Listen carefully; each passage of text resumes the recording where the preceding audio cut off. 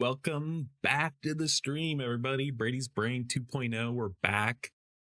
New and improved. Same Brady. Hopefully better brain. But we're back. We have a light stream today. Just want to test things out, get back in the groove. We're going to talk about the Canadian tariffs, Iran cyber attacks, and then we'll do a little preview of Nvidia's upcoming earnings because their earnings are a good indicator for health of the AI industry and the AI build out. And yeah, got new and improved Brady's Brain. We got our computer assistant. Let's give it a go. Computer, do you explain yourself to new viewers?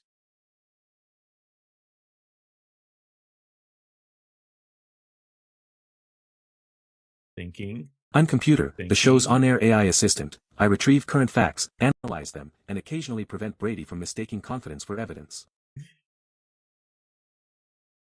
Things didn't need to be that snarky. All right. Understood. I'll keep the tone warmer and more straightforward. Okay, I was being sarcastic. Relax. Noted. I'll restore the appropriate level of restrained contempt. That's better. Thank you. Thank you, computer. And computer could also help us. It could pull data. And let's actually start. Computer, can you chart cyber attacks for 2026 month by month? Going or against the United States?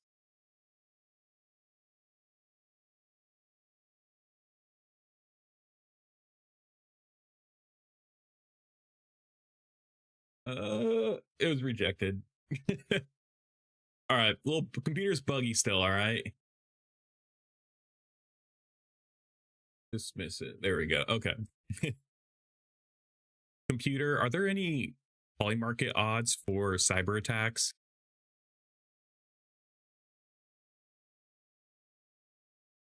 All right, a little rusty. All right, gotta get ice. No open polymarket markets came back for cyber attacks. All right. Apparently, even prediction markets have limits on monetizing the obvious. Thanks, computer. Okay, let's actually get into this. Doing this with 2 monitors instead of 3s before. All right, we're here. Okay, let's just start with the cyber attacks here. And actually, we're going to start with this this table here. So this is by the Center for Strategic and International Studies. And they mapped Iranian cyber attacks. Let's go full screen here so you can see it. On US water systems. And this is the kind of the latest one. And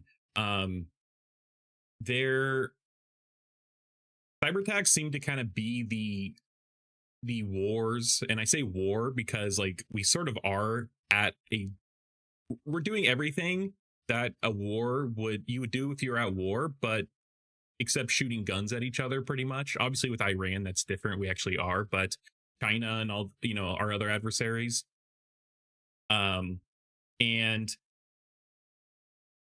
you might not think about like, oh yeah, they'll hack into my computer and steal my password and, maybe worst case, they'll access my bank account or leak information or something. But, we have nowadays, everything is connected to the internet. We have so many connected systems and we have a lot of critical infrastructure like water, which, obviously you drink it and, shower with it and you need to flush the toilet and wash your hands, but, you need it to do a lot of other things. But if you don't have water, that's, kind of a big deal. And, our infrastructure has been the target of the cyber attacks. And they're increasing more and more. And this sort of comes at a interesting time because, the Trump administration has they didn't defund, but they, you know, took budget away from from CISA, which actually had it before. Here we go. Cyber Defense Agency, Cyber Security Infrastructure Security Agency. Computer, can you look up how funding has changed for the Cybersecurity and Infrastructure Security Agency since the Trump administration? And, if you think about it, it's like we're taking away funding from things that are helping to defend us, but at the same time,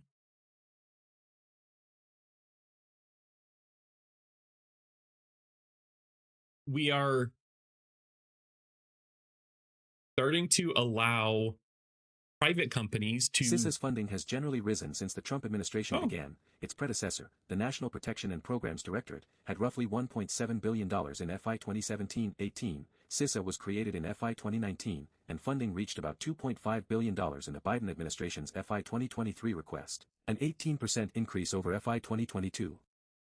Under Trump's second administration, the FY 2025 continuing resolution kept CISA near $2.9 billion, while the FY 2026 request proposed about $2.38 billion, a roughly 17% reduction. The FY 2027 request then rose slightly to $2.49 billion, still 13.4% below FY 2025. Okay. Those figures come from Congressional Research Service analyses and DHS budget justifications. They compare annual discretionary. All right. Thanks, computer. Okay, so yeah, it's gone down a little bit. But I think, though, the thing is, it's gone down at a time when the cyber attacks have gone up. And then let me find my source here. Yeah, and then White House has authorized the private companies to pretty much go on the offensive. And I think the best comparison is a PMC, private military contractor, where the government pays them to do military stuff. I'm sure everyone knows, like, Blackwater, and they've rebranded to, I don't even know what they're called, named anymore. And that's kind of the best, like, comparison I could think of, where we pay these private military contractors to do otherwise military like things, and now we're doing the same but for cyber operations. And yeah, here's White House authorizes private companies to launch hack-back cyber attacks that destroy data systems targeting foreign cyber organizations. Yeah, vetted organizations now conduct offensive cyber operations. And I heard that they have to, like, put up some sort of insurance money. Yeah, they have to post at least $1 million in escrow, forfeit if they break program's rules, which is like, I mean, like, $1 million isn't like that much, but it would be $1 million mistake. But I think the thing is, what I'm trying to get at is, if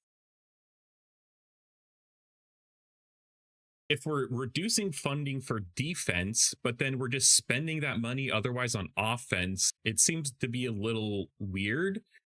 While I'm sure we do need offensive operations, the military, obviously does those, or at least, some federal organization.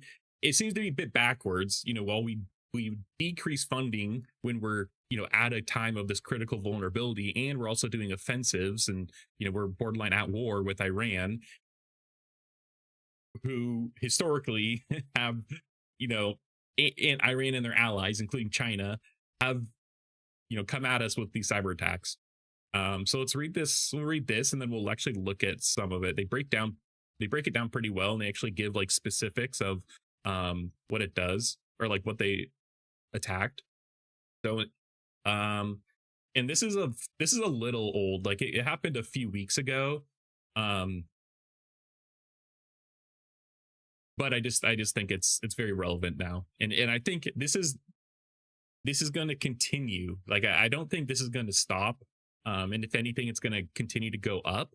And I also think, another point, but, like, with the US, we are running low on critical munitions that we need for both offense and defense for the military, like our Patriot missiles, our Patriot batteries, which are like a the main system we use for defense, for like missiles, and you could use it for anything. We don't have enough ammunition, like our stockpile for the missiles that come out of the Patriot batteries are extremely low, and it takes a long time to build them. I don't have the data in front of me, actually. Computer, look up the latest info on the US's Patriot battery stock and how long it takes to, or it would take to refill them. And because we're low on that, like cyber attacks are like free. I say free, but like they cost labor and like maybe servers or something. But they're significantly cheaper. maybe not the RAM, but they're much cheaper The than latest public estimate puts the U.S. Patriot Interceptor stockpile below 1,000 rounds, down roughly two-thirds from an estimated pre-war inventory of about 2,200 to 2,330 PAC-3 class interceptors. Exact numbers are classified, so treat that as an outside estimate, not an Army disclosure. Refilling it will take years, not months. Yeah. PAC-3 MSE production is currently around. Thank you, computer. Yeah, so it's going to take years to stockpile it, and I know we're already starting the military industrial complex. But actually I got a new feature. When I mention something, I could either ask computer or I could tick this up myself. We got the military industrial complex count going. One so far at this for this stream. But if you think about it, I'm on like this ninth side tangent here, but it costs a lot to send a missile over, but it doesn't cost as much to cyber attack them, I guess. And with the US being low on munition stockpile for defense, the more we attack, the more Iran will retaliate. And the more we retaliate against all of our partners who use Patriot batteries, not just us. And that costs a lot of money. But cyber attacks are much cheaper. And so I think that, plus the economic stuff that Scott Besson is saying, which we'll get to. Oh, this is Canada. On top of that, like I think we're going to see more and more. Here we go. More and more of either like this economic warfare or cyber warfare, as compared to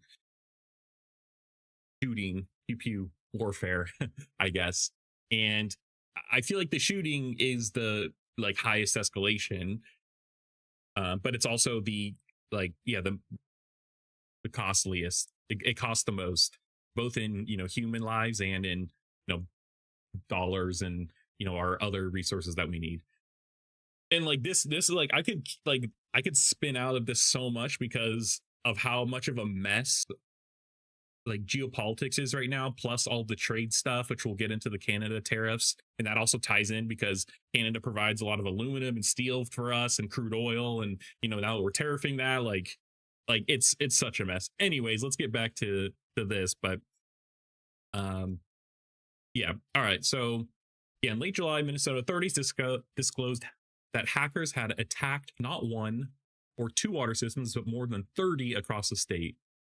Actually, sorry, I need to figure one thing. Okay. More than 30 across the state. The following weeks saw additional revelations in other states. Officials are beginning to understand the scope of what is likely an Iranian cyber campaign, months in the making. Although the U.S. government has not publicly attributed the attacks, an Iranian actor linked to the Islamic Revolutionary Guard Corps, IRGC, known as the Cyber Avengers, E's a 3, by the way, has claimed responsibility, stating their intention was to warn America to back down. And also on top of this, I think, and I can't confirm this. I have a friend who works in the water resources industry. I have a source who we could, maybe tap one to explain this more. But it seems like a lot of these systems are old, and a lot of them I think like are like, because they're old, they're not connected in the same way, or they're just not connected at all. Like they're, they are aware of, like the criticality of this. And I think, and when we get down here, it'll say it. But like, it seems like the cybersecurity for, these like controllers and these industrial controllers are like, it's like starting to become more of an industry than it was before. I could be wrong, but like now that like these cyber attacks are happening, and we have, I can't not mention this, but we have AI, we have Mythos and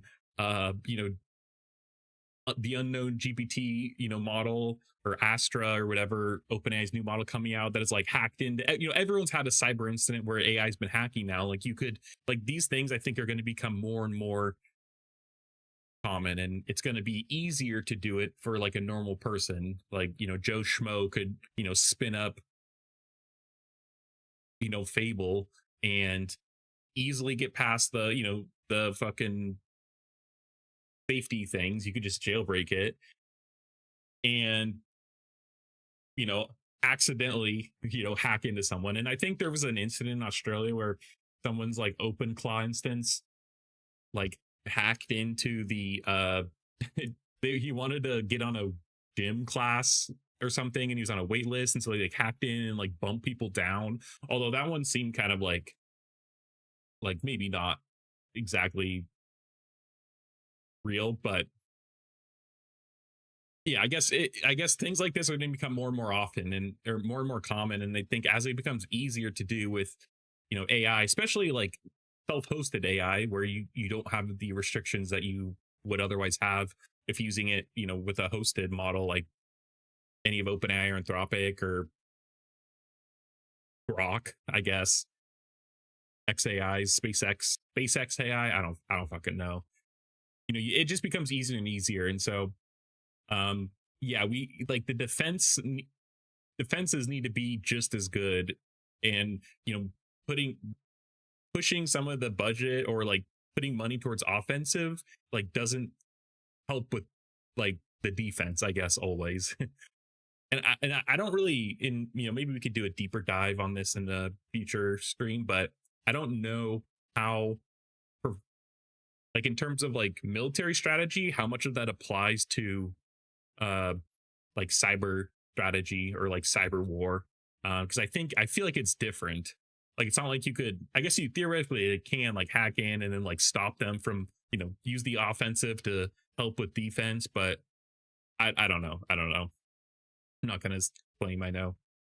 Okay, so it says, yeah, the following charts brings together existing reporting and expert analysis to provide a picture of what is known about the cyber attacks on the US water sector so far. Important to acknowledge the reporting thus far is incomplete. The current understanding of the scope and the scale of the attacks is reliant on states self-reporting incidents as they search for technical logs from recent weeks. Reporting requirements are inconsistent at best. And I wonder what like the tech stack is for like these water, this infrastructure. Like, obviously I know like they have like the controllers and stuff, but I wonder like what programming languages they're using, or whatever. Let's have computer, actually. Computer, what is the like general programming stack for these uh critical infrastructure, like water resource systems, and like Minnesota that was hacked recently? Like, what programming languages are they using? um yeah, okay. So this style of attack is not new for Iran. I actually linked to another source. It says water facilities have become something of an Iranian The specialty. short answer is that these systems usually are not built like ordinary software applications. The core is a PLC, programmed mainly in ladder logic, function block diagrams, or structured text under Okay. the IEC 61131-3 Yeah, bro, this is standard. Around it you'll hella. find HMI and SCADA software, often running on Windows, communicating over industrial protocols such as Modbus, DNP3, Ethernet/IP, or vendor-specific systems. Okay. For the Minnesota incidents, federal reporting identified Rockwell Automation Micrologic's 1100 and 1400 controllers among the devices being targeted, but it has not Rockwell. publicly confirmed that every affected utility used them. Those controllers are programmed with Rockwell's tools and commonly use ladder logic, so the central weakness was less, someone wrote bad C++, and more, industrial controllers were reachable from the public internet with weak protection. Nice. Oh, and like I could literally, we could spend the whole stream just talking about this, because and this sort of ties back into like flock cameras, where it's like similarly, like these are just open to the internet. It's not like anyone had to in or do anything special. It's just they didn't secure their systems, and I don't know how much of that is this case here, but if that is true, where they pretty much just weren't as secure as they should have been, then I mean, like, they're kind of asking for it. I mean, like, obviously not, this is illegal, don't do it, but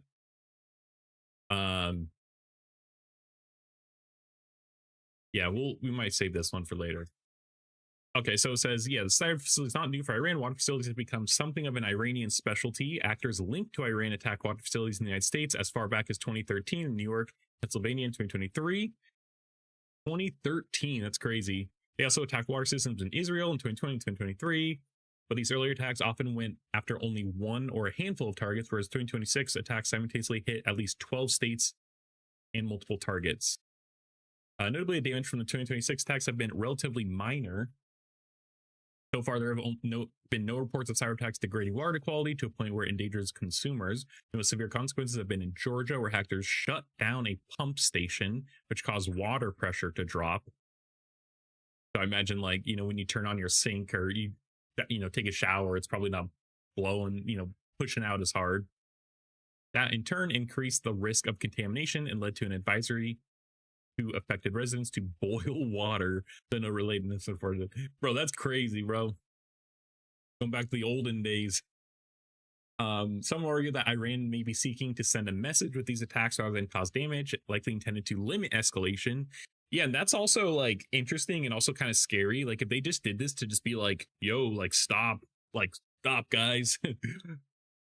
And they're and this isn't the worst they could do, then like that's also kind of scary. And I do wonder if these were the only, if what the computer, what its research said was it was like specifically this like Rockwell system. I wonder if these are the only states that like they were able to access, or I wonder if it's a larger issue.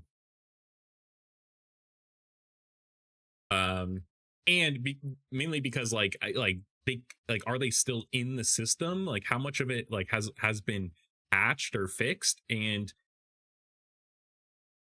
just because you weren't like hacked, if you have this system, like are other operators being proactive, I guess, or is this like they're like, oh, we're good, we didn't get hit.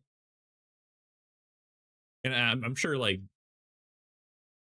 and also like I wonder if these system, or if those that were attacked, if they do like if they have their own in-house cybersecurity, or if they pay a contractor. And if so, I wonder how much overlap there is with any of the contractors who were hit. Like if there's multiple, if like a one contractor was doing like multiple in Michigan or Minnesota, and like they they were hit or something, I don't know. Yeah, likely to limit inflation. Others will argue that this is significant escalation by Iran, as the scope of these attacks have been far broader than earlier incidents. Likewise, this campaign has brought impacts from the current conflict in the Middle East home to the U.S. domestic landscape. Either way, it's impossible to rule out Iranian intent to harm Americans through these cyber attacks. These incidents provide an important moment to take stock of how vulnerable U.S. critical infrastructure is to adversaries, and revive momentum at all levels for security and critical systems across the country. Yeah, that's why I feel like it's like, are those who weren't affected taking this as a sign that they need to step it up, or are they, taking it as a sign that they their systems are secure and they were, didn't get attacked. Cyber actors targeted water systems in at least 12 states. Cybersecurity Infrastructure Security Agency, CISA, and the Federal Bureau of Investigation, FBI, have not publicly identified all 12 states, but 9 states have publicly confirmed that they were targeted, as shown in Figure 1. At the moment, there seems to be no discernible pattern to the attacks, suggesting the campaign was broad rather than targeted. For example, at electoral swing states, red states, or blue states. I see. Yeah, 936. Yeah, bro. 36 in Minnesota. Minnesota's slacking. Association of Regional Water Organizations, ARWO. Let's look that up.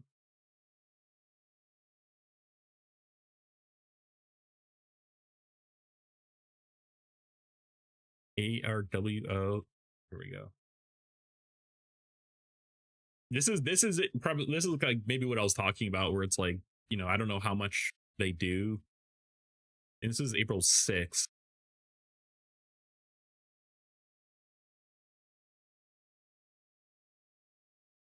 Do they have like news?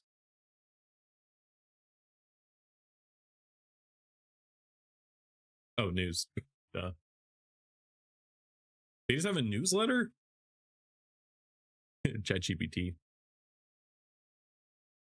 Oh, here we go. Bro, this was not much information. Okay, let's just see if there's any more here. They also cite the New York Times, which is what the other article cited. Wrote August 1 that federal officials not. And it's like, okay, you think that the Association of Regional Water Organizations would have more information than the New York Times because they have relationships with these water associations or organizations. Unless they do have information, they don't want to share it, but why wouldn't you? That's kind of what like the organization's job is.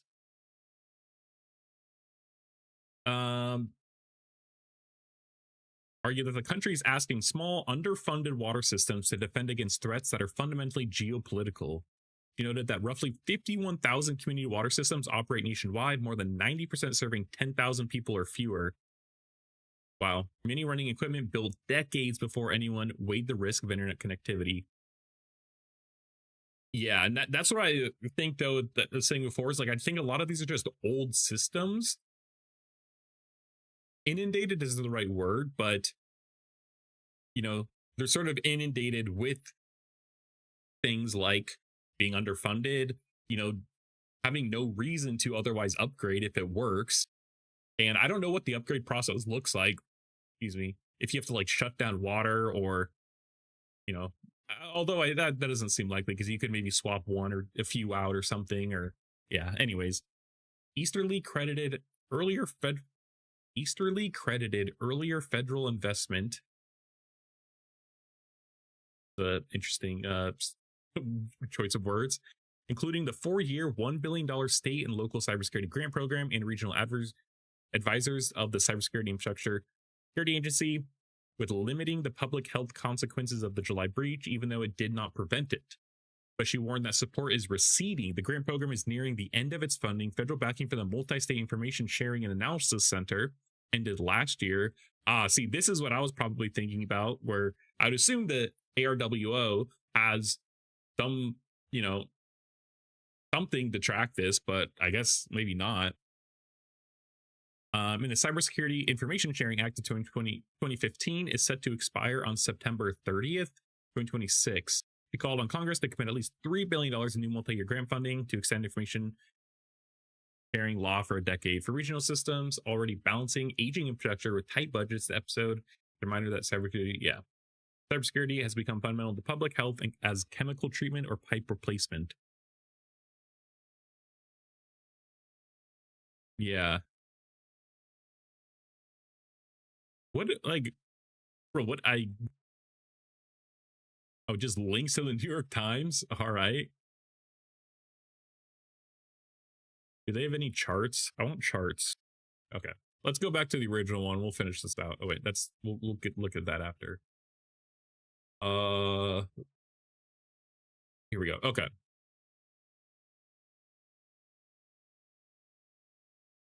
And also, it's like they also just cite the New York Times, like at least 100 facilities across the United States have been targeted, though the names of the locations of these facilities have not been released through open source research. OSINT, Center for Strategic, whatever.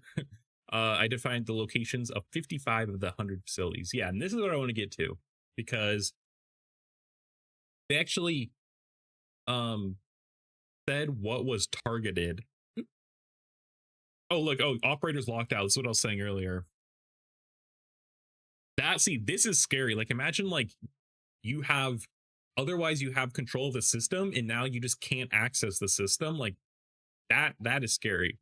And then let me pull up my cheat sheet for these. Okay, so yeah, so we have industrial control systems, and it seems like OT stands for operational technology, and it seems like industrial control systems or operational technology is like the umbrella term, and it's any computerized system that touches the physical world, as opposed to IT, which is like internal, like internal movement of data. So like think about your company you work at, they have like an IT department, that's like internal data movement. OT would be like things that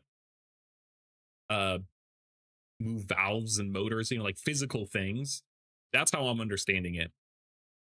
And then we have ICS, which is industrial control systems, that sits inside OT, and it's specifically for industrial.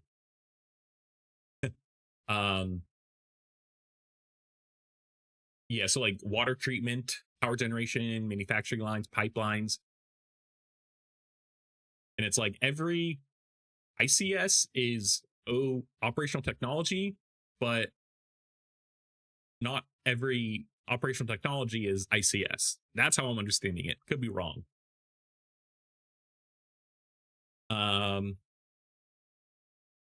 So yeah, and it looks like Georgia's the worst, and that's the boil water advisory. And I actually wonder, I just threw it away, but in my city sends me like a little pamphlet of our water quality, of like water testing and stuff. And I literally just got it. Actually, it was like a month ago. But I wonder what the baseline is. Like how much, like it says they gave the boil water advisory, but like what's the threshold for triggering that, I guess? Maybe we should just read this article.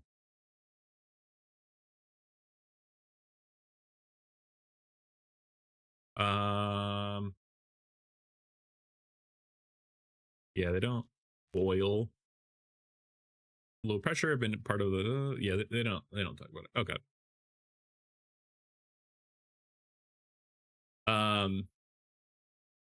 Georgia seems to be hit the worst though. Hackers change passwords, locking out operators, forcing a manual factory reset. Oh my gosh. That's crazy. There's actually, it's like I saw something recently. Hang on. T-Mobile wire cut frame. Yeah, like T-Mobile was hacked and they physically cut the cable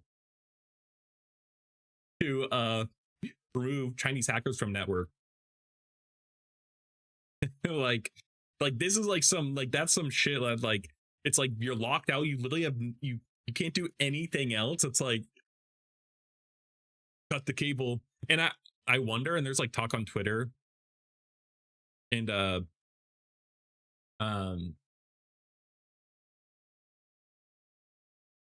it's like you wonder if that basically cutting the cable was a part of their contingency plan, or if it was like they like, it's like, why not just unplug it for one?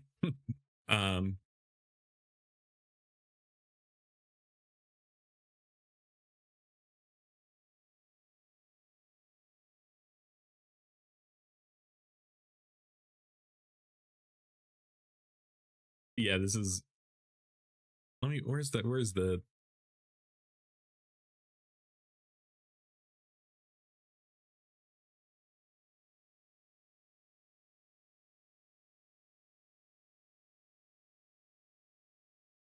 come on, can I find it?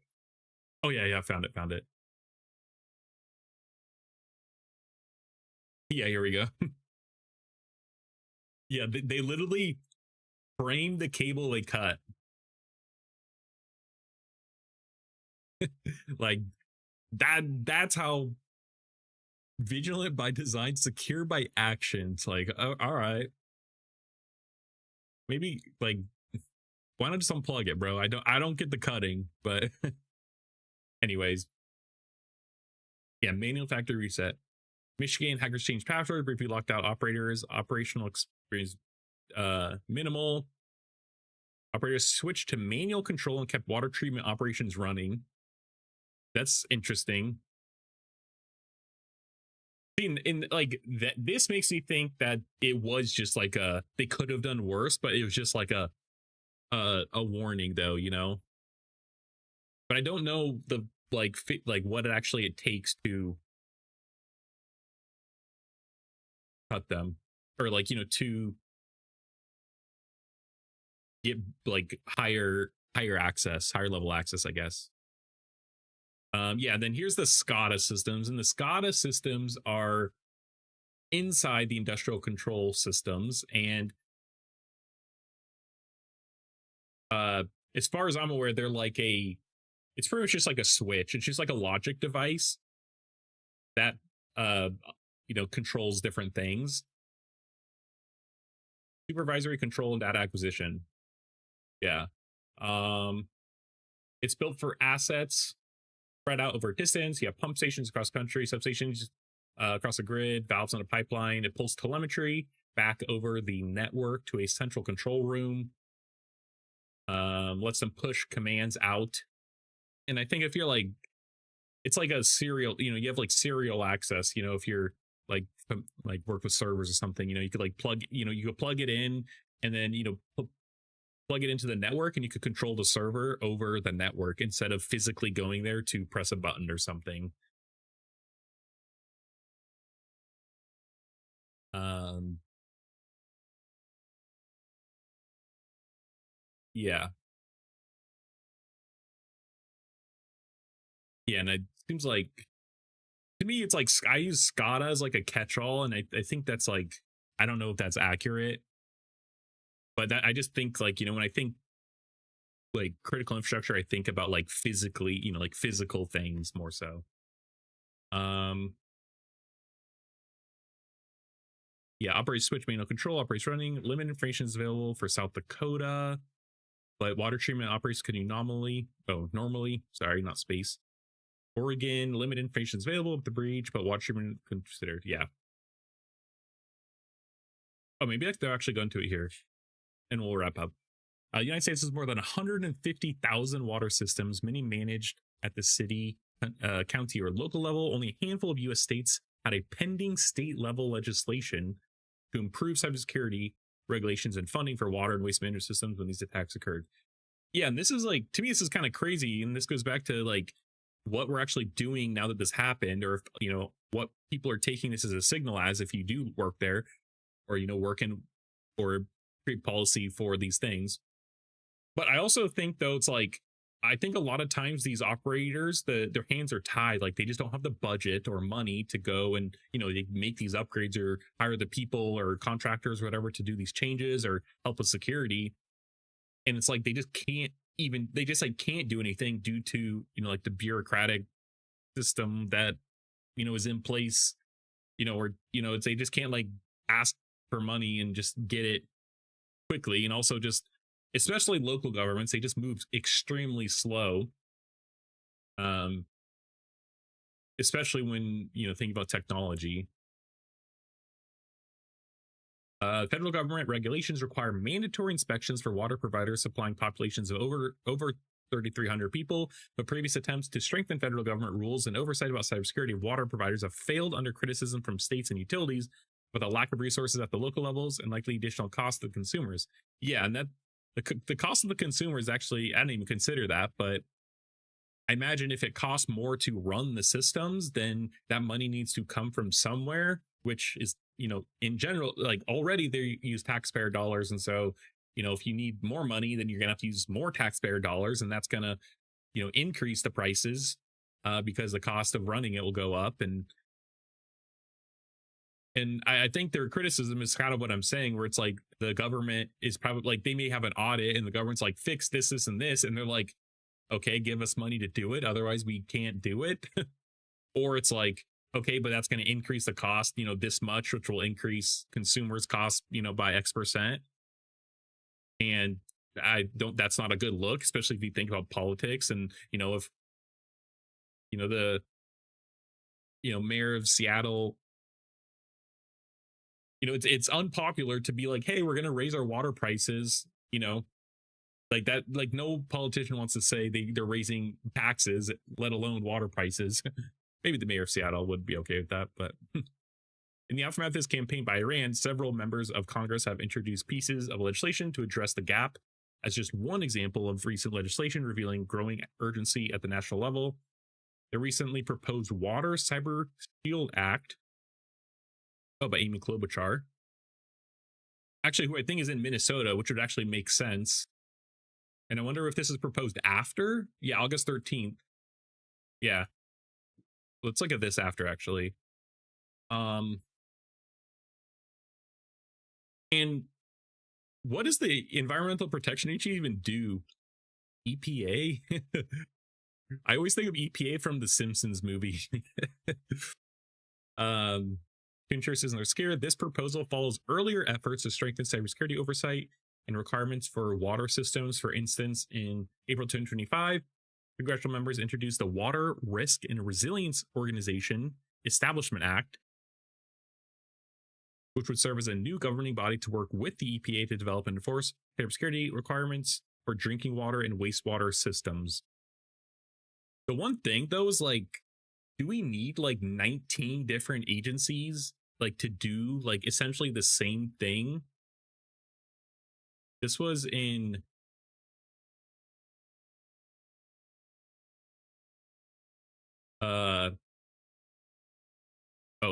April 2 last year. Okay, so this is during the latest Trump administration. But isn't the EPA computer? What is the EPA's main role and how has it changed under Trump? I feel like the EPA is like similar to a lot of agencies under Trump. I feel like it's shifted its like focus a lot more. The EPA's main role is to protect human health and the environment by setting and enforcing standards for air pollution, drinking water, wastewater, chemicals, and hazardous waste, while providing funding and technical support to states and local governments. Oh. Under Trump, especially in 2025, the agency has shifted toward deregulation, fossil fuel and industrial development, and giving states more control.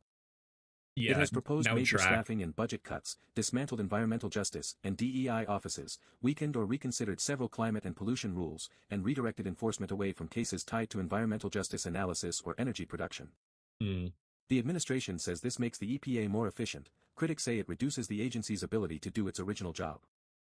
For water specifically, there is an odd contradiction. The EPA is elevating cybersecurity and infrastructure resilience, while proposed cuts to major clean and drinking water infrastructure funds could leave local systems with fewer resources to act. Yeah. Computer actually I have it like feeding in the last like 30 seconds of what I've said, so it gets the context, which I kind of pointed out there. Cool. All right, think computer. Yeah, and so I think, Trump, and this is just, I think, a more Republican mindset in general. They want to shift, they want a smaller federal government and, push a lot of power to the states. And, it's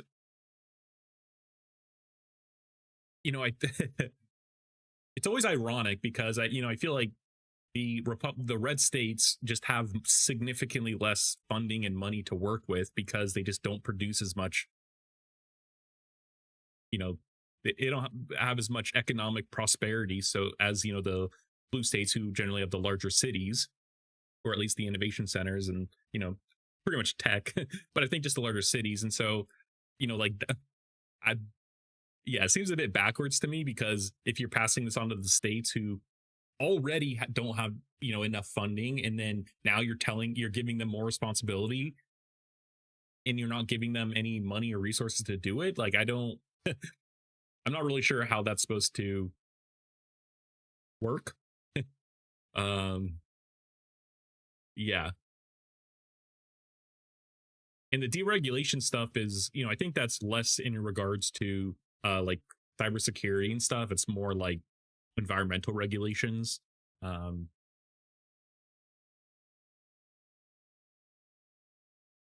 but I guess I don't hear the EPA talked about that often, especially in regards to uh these. Like I didn't I there's zero headlines like talking about EPA stuff. Speaking of headlines, check out news9000.com to get the latest headlines. Stay up to date with the latest news. Um yeah. All right. Too much side tangent. Okay. Um sorry, I have so many tabs open, I'm lost. Okay, here we go. Let's finish this out. Critical infrastructure, specifically utilities such as water, is an attractive target for adversaries for two reasons. First, it's critical to functioning of society and the economy, meaning any disruption could have outside effect and cause maximum embarrassment for the government. Second, utilities in the United States tend to be under-resourced. Yeah. And are often locally owned. In essence, the high impact targets require little effort to penetrate. Yeah, and I think like I'm from like Sacramento area, and we have SMUD, which is the Sacramento Municipal Utility District, and it's it's like locally, it's like county funded, and they provide power and other things, and like they're they just have like less resources than, let's say, PG&E, who's a publicly traded company. And I think each of those have pros and cons. Like SMUD is significantly cheaper. Like that was a huge pro, like being on SMUD compared to PG&E, just because of the price. But it provide they have less resources to do things, whereas PG&E has the public market to play with, and they could do they could raise money and do other things to increase funding, granted at other costs. But yeah, I think this is very understated, that they just have limited resources. And like speaking of power though, like that I feel like is the obviously water is important because it goes into our bodies. You drink it, you shower with it. But power, I think, is,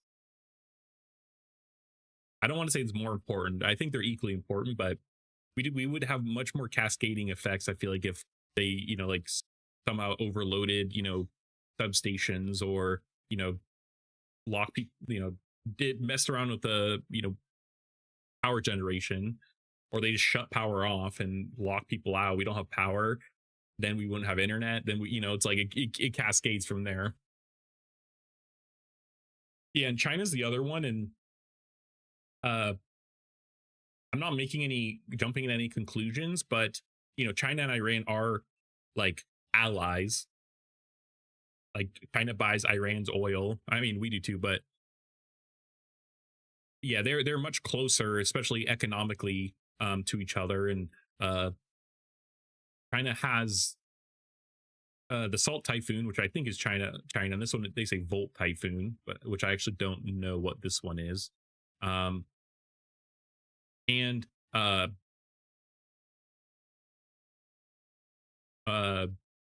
there's also the Shai Hulud worm attacks for packages, which has been taking the developer space a lot. And I think that's Iran.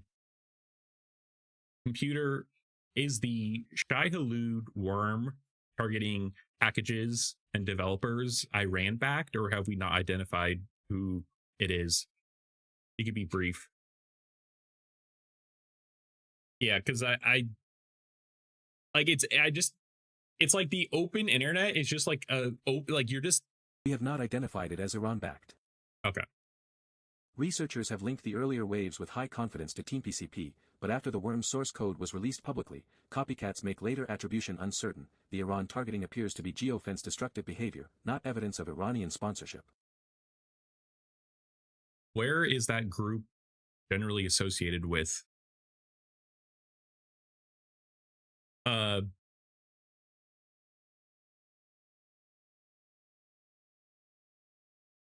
Let's wait for this here. TeamPCP is generally associated with financially motivated cybercrime, not a specific country. Its operators appear to be Russian-speaking and connected to Russian-speaking criminal forums, but their geographic origin remains unconfirmed. Yeah, I feel like the China, Iran, Russia, they're kind of like they're like a they're all allies, I guess, and they're all, obviously they geographically they're close to each other than compared to the United States. But that would make sense, actually.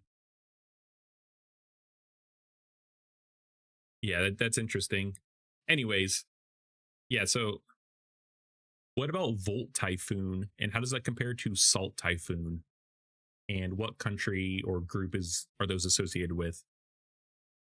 It says right here, directly to the People's Liberation Army, PLA, which is China.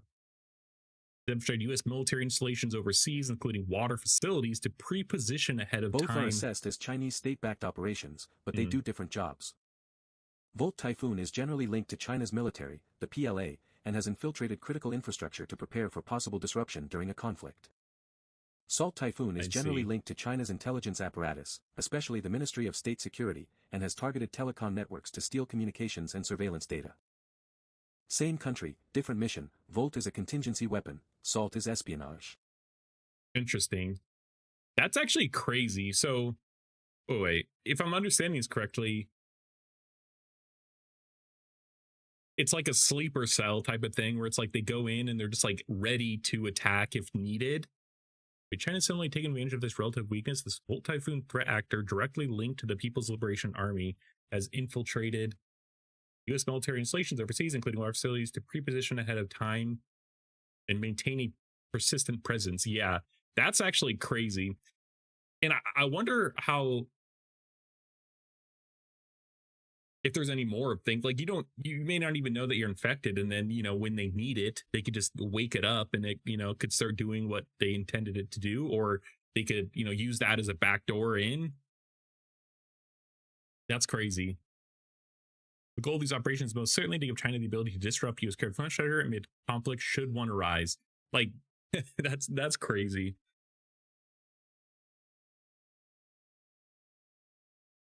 We might do a deep dive on China-U.S. relations. We could, again, I could go on about that. Okay. Yeah, these attacks of facilities should be a wake-up call that shifts the risk calculus for critical infrastructure providers rather than thinking about cybersecurity as tomorrow problem. Infrastructure providers and owners should assume that they are targets, whether for state or non-state actors. Efforts are underway at the federal and local level to reevaluate mandates and collaboration between governments and private utility providers. That momentum needs to continue long after the immediate threat has passed. While Iran may have only intended to send a message, amid the ongoing Middle East conflict, it certainly provided vulnerability of U.S. critical infrastructure to cyber threats. Yeah, that's spooky to think about, though. But it's like, I mean, nowadays, like,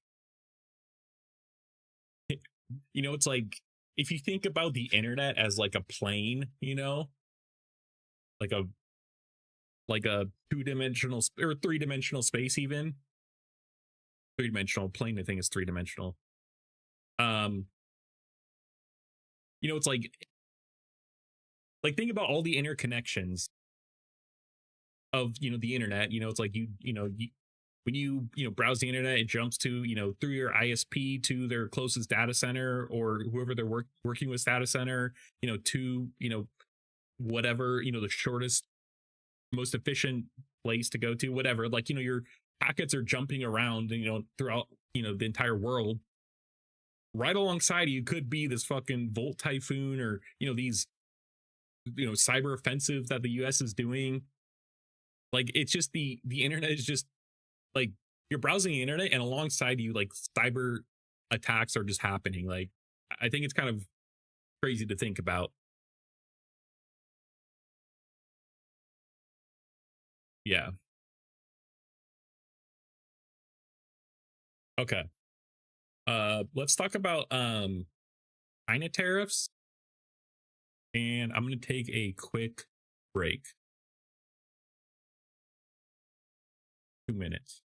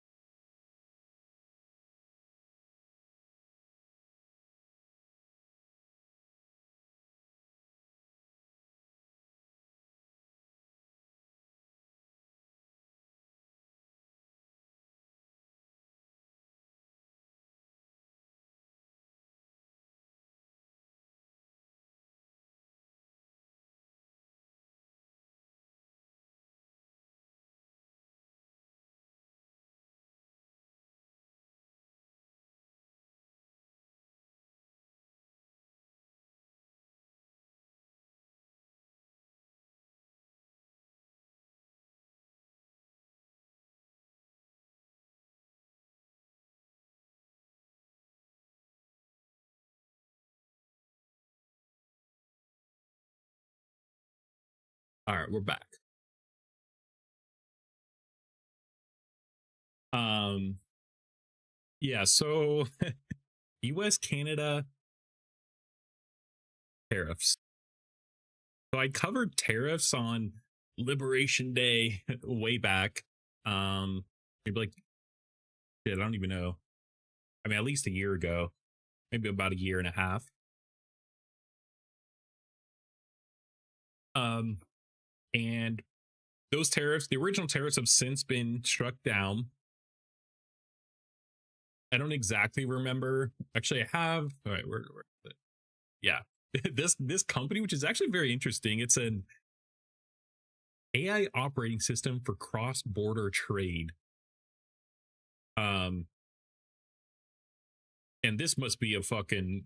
They're either doing really good or it's a pain in the ass. But that's probably why they might be doing good, is because they're doing something that is otherwise hard to do. Um,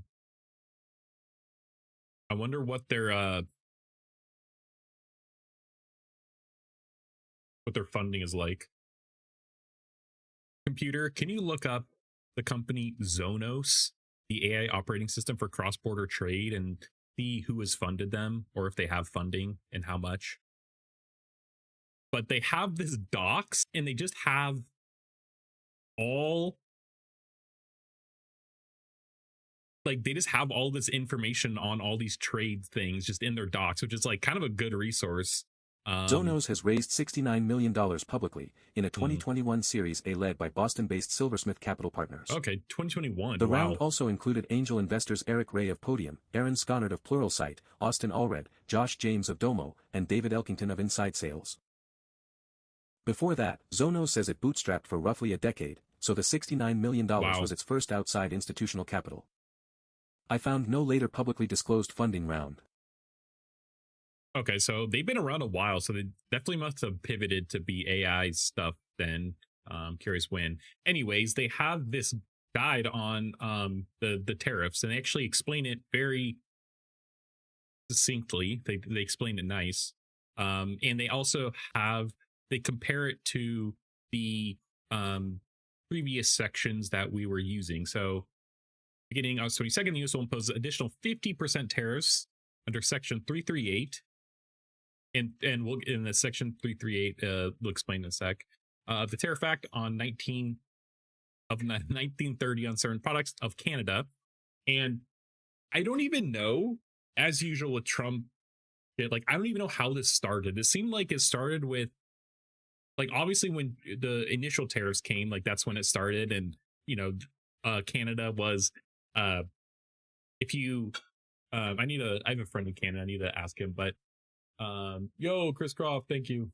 Thanks for tuning in. But they kind of had it so like they were very proud to buy Canadian made stuff, like as any country I think would, but they just wanted but like American goods and American companies in Canada selling stuff were not doing well in grocery stores and places like that. And they specifically labeled like Canada made stuff to like get people to understand that it was made in Canada. And also like Canadians just wanted to buy Canadian goods, which like that would make sense, especially if your neighbor who has otherwise been a good ally all of a sudden decided to kind of stab you in the back a bit, if not stab you in the leg or some shit, you know. Um uh and so I feel like obviously it started then, and then Mark Carney gave that kind of big speech about talking or like saying how the world order is changing, and all this other stuff. And then I feel like tariffs kind of tapered off, and then after they were ruled illegal, and then the Canadian wildfires happen, and then it was it was like bleeding into America, and then Trump just I don't know was butthurt about it, and then said to do something. And obviously we have our own wildfire problem, and so it's like, who are we to talk? And then it started then like as Canadians not good enough response according to Trump, then he added tariffs, and then he like on some things, then he increased it again to now 50%. Like it's honestly like there's not much logic behind it. And we could talk about tariffs in general, about like what they were supposed to do, or at least like what people of like other analysts have said, like what they're supposed to accomplish. But I think it was really mainly in yeah, it's besides the point. But yeah, so now we have 50% tariffs on certain goods, but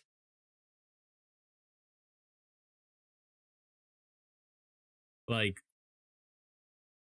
yeah, we just like Canada has a lot of things that we need and that we import and that are a part of our general like manufacturing and just infrastructure that we need and have otherwise been a good source. We like as neighbors and allies, and that's kind of collapsing. And we'll get into it. It's like aluminum, steel, crude oil. um I had a cheat sheet.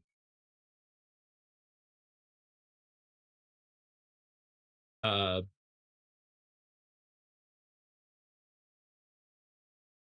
yeah, I know steel and aluminum are the big ones because we need those. And especially aluminum,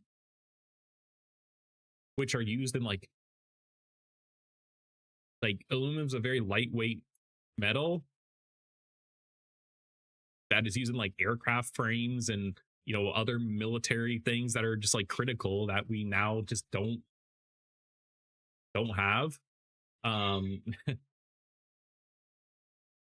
yeah, here we go.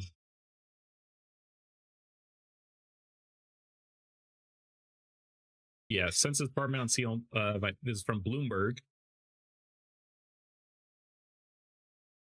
Look at like Like the aluminum, like it's not even close. Like it's like all the others combined doesn't even equate to how much we import from Canada. Steel's another big one, and like that's another like critical thing. And again, we'll get into it in a sec. Okay, let's finish this here so we actually know why they're being imposed or what the reason is behind this section 338. Yeah. Dairy, alcohol, motor vehicles suggest the guide covers. Okay, what's actually in scope? And let's first go to what it actually does. So Section 338 is a U.S. law that lets president add tariffs of up to 50% on products from another company if he declares that the country is treating U.S. products unfairly compared with how it treats products from other countries. The logic is simple. If a country puts a U.S. product at a disadvantage, the U.S. can add tariffs on that country's product to offset it. And it's like, I think it's who the tariffs actually affect is not like it doesn't align necessarily with like the logic behind this, because if if a US company has to pay more to, because a tariff is a tax, if they have to, pay more to import this thing, then in turn they're, it costs more to manufacture it, and in turn that threatens the, corporation's margins, which is their, their their biggest asset. Unless you're Jeff Bezos, your margin is my opportunity. uh and in turn that they just raise the price of the thing that they're selling, which just, that to me that doesn't really help with inflation. But yeah, to me it doesn't necessarily like seem like a good thing for, US, especially consumers. And if you but I think the idea is that, we would tariff something that, like, you could use the tariffs for different reasons. Obviously here we're using it as like, we're supposedly using it as a uh like a way to put, this candidate at a disadvantage. But it could also be used to, like, and I think this is the idea behind the original tariffs, was to kind of stoke the US manufacturing base to find better, let the open markets do their job and find more efficient ways to find cheaper products, or to just, start to onshore some of this stuff in the United States. But obviously with minerals and metals and, and such, you need to have like a deposit, you need to mine it. You have to have a deposit from the ground, or, whatever. And I think aluminum nowadays is actually a lot recycled, but, and just, if we don't have enough to produce here to mine out, then like we just don't have, like, we physically can't, like, the tariffs don't work like that, I guess. I'm, having a hard time explaining, but if we don't have aluminum to mine in the US and we tax, the one country that we import a lot from, because we can't otherwise take it, mine it ourselves, like there's no, market to, in the United States at least, to like smooth that out, I guess. Yeah.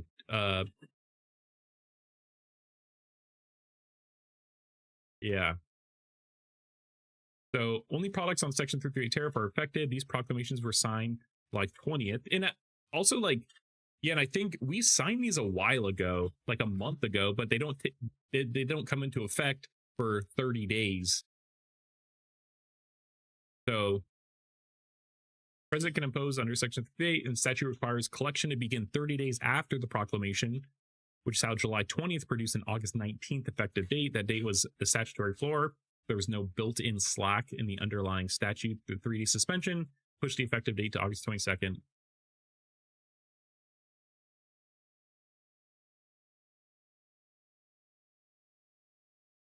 Yeah. Tariff is based on, yeah. Yeah, and then we have the US MCA, which I think it's like US, Mexico, Canada. What does it stand for? United States Mexico Canada Agreement. Yeah, and I think this is like it supersedes NAFTA. Yeah, the North American Free Trade Agreement.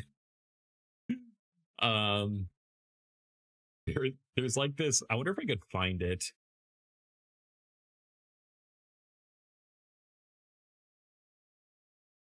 Um,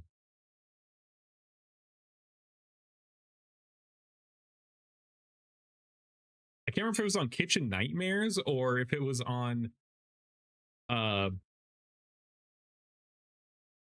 uh Diners, Drive-ins, and Dives, actually. Drive-ins and Dives. This is a stretch.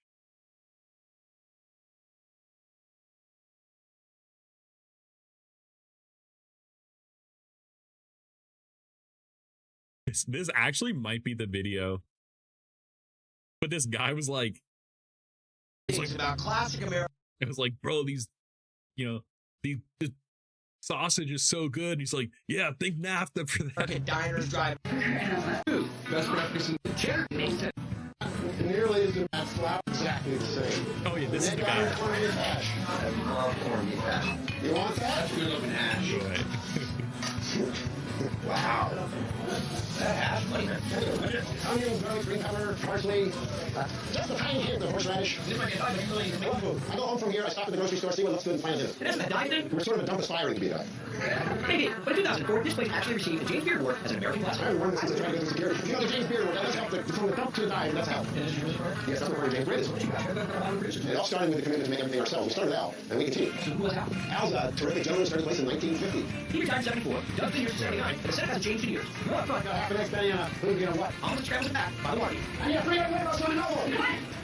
3 egg rainbow, son of Noble. I'm gonna get you the greatest at $20. Here comes. What do I need that for? And somehow they really do turn out some great food. Spring special. It's great. That was, we got asparagus in the spring. That was before NAFTA. Now you can get asparagus every time you want it. Yeah, yes, there it is. I can't believe this appeared on YouTube search results. I actually found it. And that was because we got asparagus in the spring. That was before NAFTA. Now you can get asparagus every time you want it. And then you have the summer. Anyways, that was literally like such a deep pull. Super side tangent. Yeah, so I think USMCA kind of superseded NAFTA. Yeah, replaced the North American Free Trade Agreement. Okay, anyway.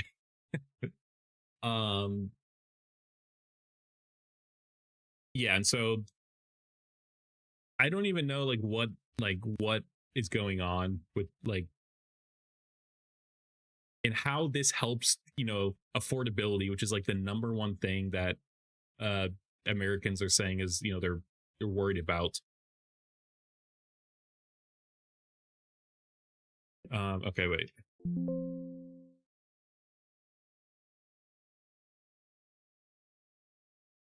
Okay, so it says the import interaction runs the other way. Goods already subject to 232 duties fall outside this tariff protection. Section 232 covers steel, aluminum, copper, and their derivative articles, passenger vehicles, light trucks, vehicle parts. Yeah. Semiconductors. Trigger word.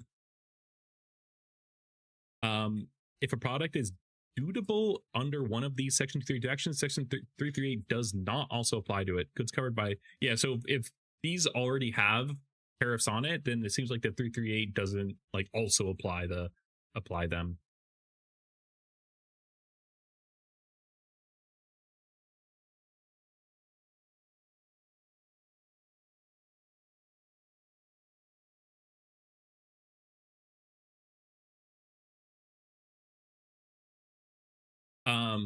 But China's otherwise been is a great partner to us.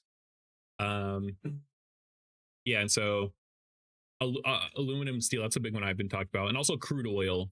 I don't know if I have a chart to show this.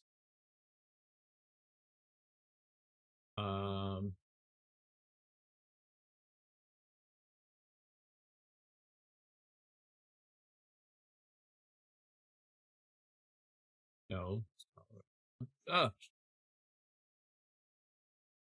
here we go. Oh, I actually already have this open. Yeah, Canada's crude oil, start here, has an increasing significant role in the U.S. refineries. And I do wonder what the difference between crude oil, like when I think oil, I think gas, but oil is like plastic. There's like liquid natural gas. There's crude oil. And so I think it's like, I don't honestly know the difference. Computer, what's the difference between oil, crude oil, LNG, petroleum? Just give me a brief rundown.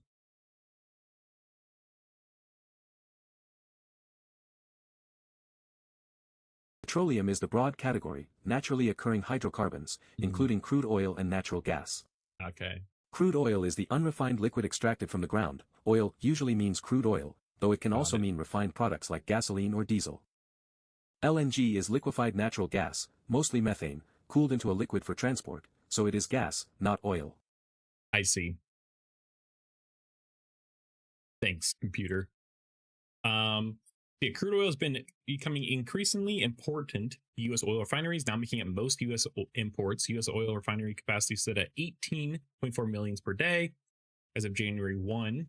In 2030, 60%, in 2023, not 2030, 60% of crude oil imports originated from Canada, up 33% in 2013. That's crazy. When was this? This is 2024, so it's a little old. When was this one? Okay, it's the same one. But I imagine that's either, especially with Iran, it's probably gone up. I wonder if they actually have anything more recent. These are some good charts here, bro. I need to browse this more.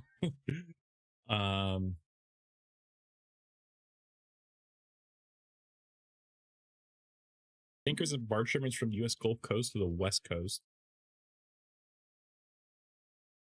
Yeah, and it's always so interesting. Oh, here, maybe this is it. Energy trade from the United States to Canada, energy trade from Canada to the United States. Yeah, it's still much higher. Like we trade with them more than they trade with us. Or no, the opposite way. Total value of energy trade between the United States and Canada fell by 11% in 2025 to an estimated 137 billion, according to the data from the U.S. Census Bureau. The trade value of natural gas and electricity between the two countries increased slightly, primarily because of increased natural gas prices and trade volume. Oh, I see. I just want the volume. The price is dynamic. As of March 6, Canada energy exports. Wait, when was this written? This is like 2 weeks ago. United States subject to a 10% tariff. Although some crude oil volumes are potentially exempt from tariffs if they qualify the United States-Mexico Canada Agreement, USMCA, which we talked about. Reference more recent tariff actions announced by the White House exempt energy trade.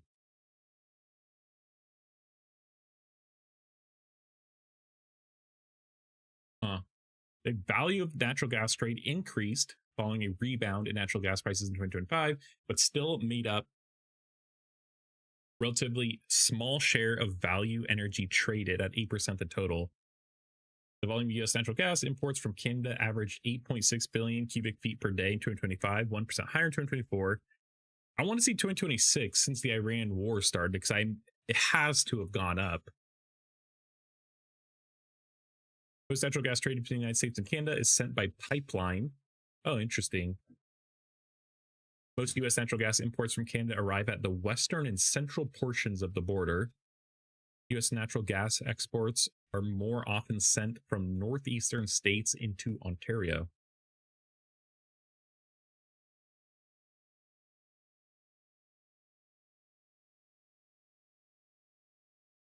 Yeah, okay. Interesting.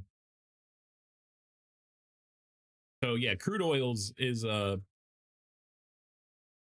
big one, and then aluminum. And this is about a month ago.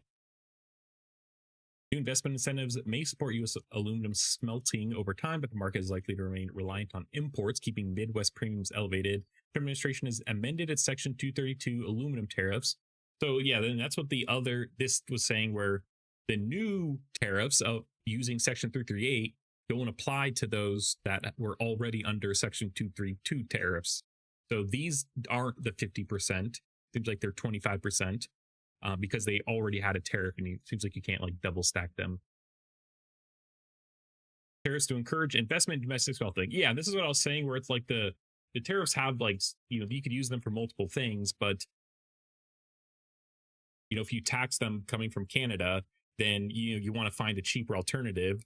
And over the long run, you know, it's probably cheaper to just, obviously it's insane to just like it's not like you can just like snap your fingers and build a smeltery. I imagine it's probably like a semiconductors. You know, it's like it takes a long time, and you know you got to find labor, and I'm pretty sure they run 24/7 because you can't.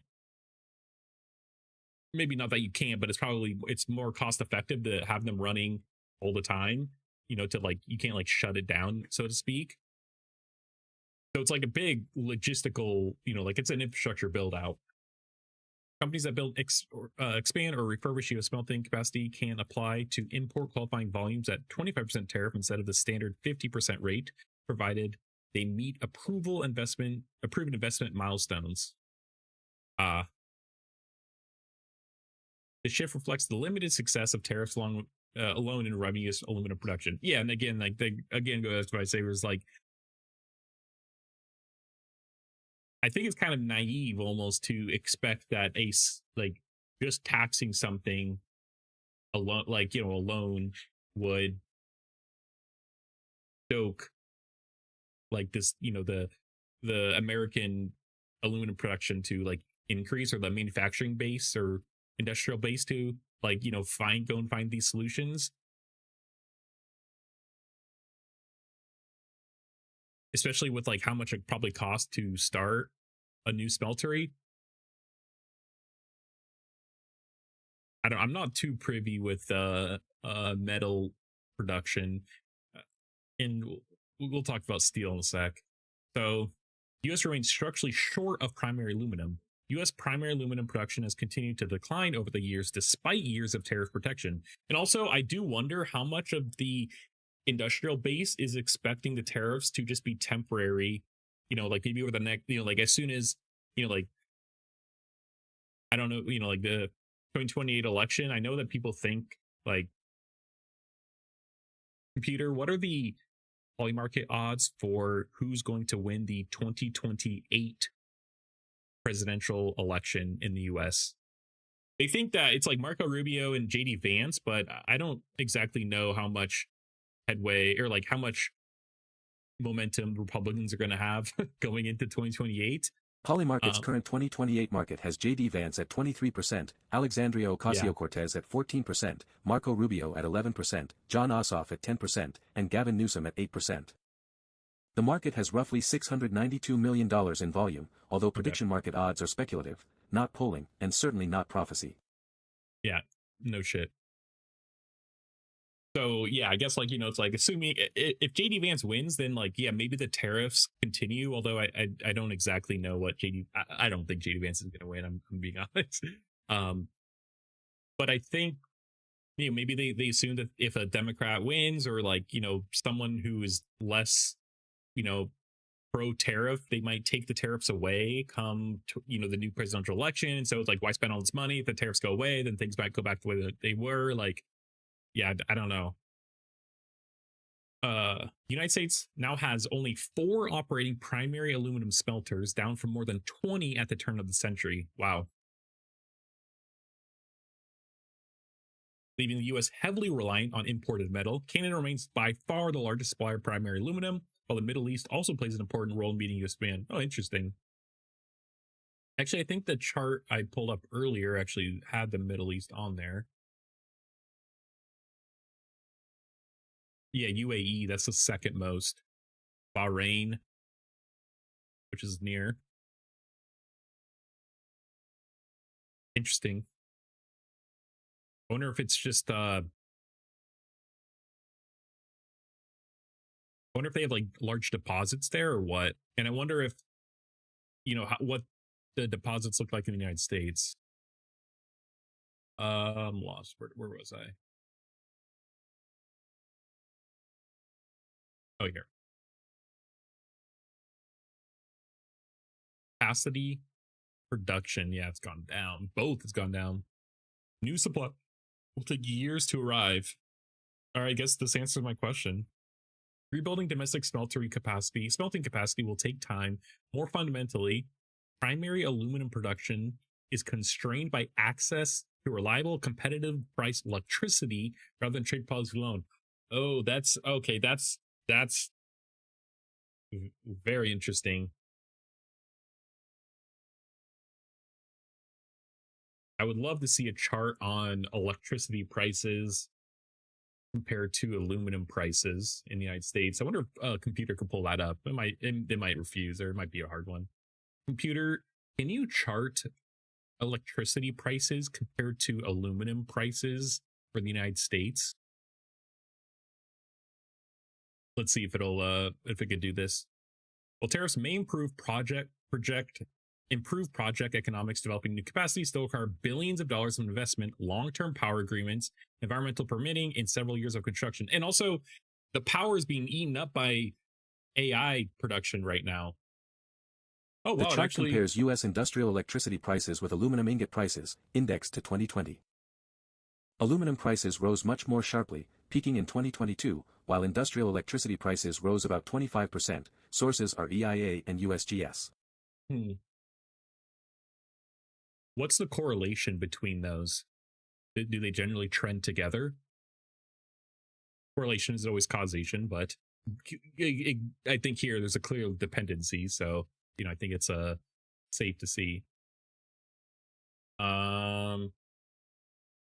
Yeah, okay, so this one, it says the proposed smelter in Not Oklahoma. consistently. Okay. They rose together from 2020 to 2022, but aluminum prices jumped far more sharply, then fell in 2023 while U.S. industrial electricity prices remained elevated. The relationship is therefore positive in that short window but weak overall. Aluminum follows global manufacturing demand and speculation, while electricity prices reflect fuel costs, regulation, regional supply, and utility rates. Yeah, I mean, makes sense. Okay, interesting. So not necessarily, but I imagine electricity prices are a little more stable than aluminum prices. What do the futures market say about aluminum prices? Are they speculating it's going to go up? I imagine the futures are, it's a contract to buy something at a future date, and if they, if this continue, if traders think it's going to stay, then the futures will probably be more elevated than the futures market looks cautiously bullish, but not uniformly. LME aluminum was in backwardation on 51 of 72 trading days through August 12, meaning nearby metal was priced above later delivery, a sign of tight current supply. Funds also increased net long positions recently. But the curve briefly shifted into contango and prices fell about 0.9% in the week ending August 14, so the market is pricing near-term supply risk, not guaranteeing a sustained rise. Okay. Then to me that seems like, why are they pricing in, not long-term risk? Is it have to do with the tariffs that they think will go away, or the capacity will increase, or like what could be the reason behind that? But here it says the Oklahoma one, the most advanced project in the U.S. pipeline, is unlikely to add meaningful domestic supply before 2030.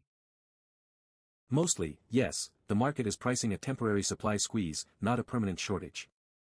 Gulf smelters are expected to restore production toward early 2027, while Indonesian supply, Chinese exports, and other restarts could add metal later. That makes traders willing to pay up for nearby aluminum but less enthusiastic about distant delivery. Tariffs may be part of the distortion, especially as buyers pull metal toward the U.S. ahead of possible duties, but they are not the whole explanation. The immediate premium is being driven more by exceptionally low LME inventories and shipping or geopolitical risk. In other words, the market expects today's bottleneck to ease, not necessarily that aluminum demand is collapsing. All right.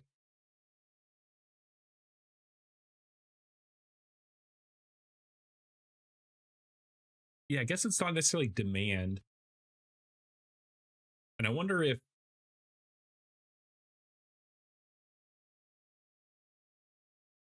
what would trigger higher demand though. Like, I wish I could see where aluminum's actually most used in. I know like aircraft frames and stuff, but anyways, okay. So recent disruptions in the Middle East. Yeah, okay, and that's what computer just kind of said. But it seems like though with like UAE is 15%, Bahrain is 2%.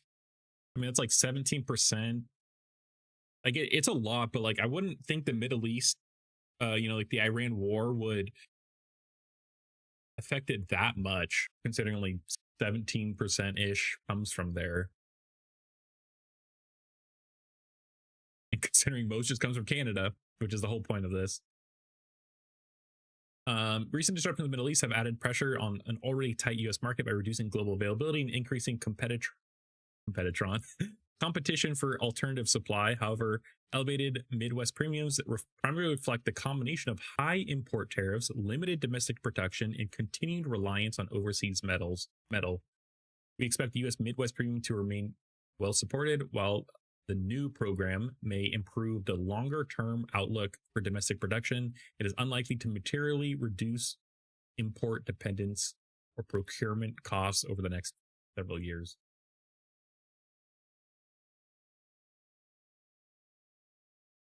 Interesting. Is Japan on here? No. Nippon Steel. That's steel. The latest changes are unlikely to materially alter the near-term U.S. markets. Bro, I should have just kept reading. All my questions are answered. The reduced tariffs apply only to qualifying volumes linked to approval investment plans, while meaningful additions to domestic smelting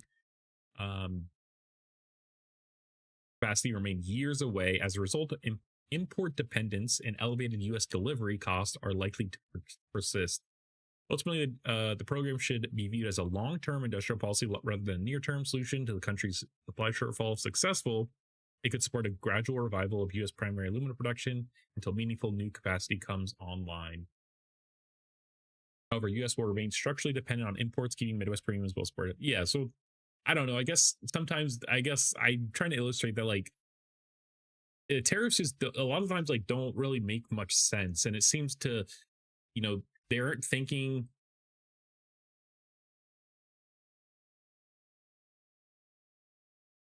like,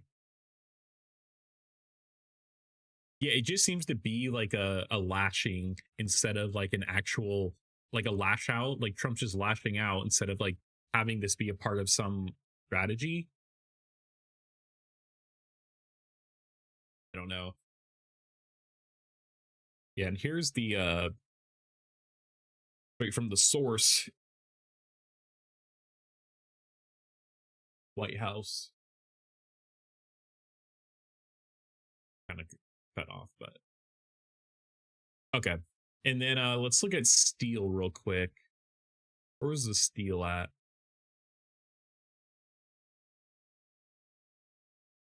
I had a different source for that.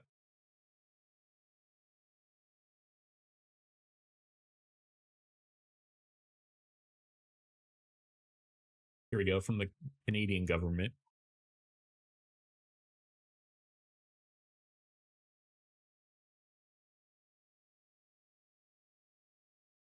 Oh, dang, you got... This is the raw data, bro.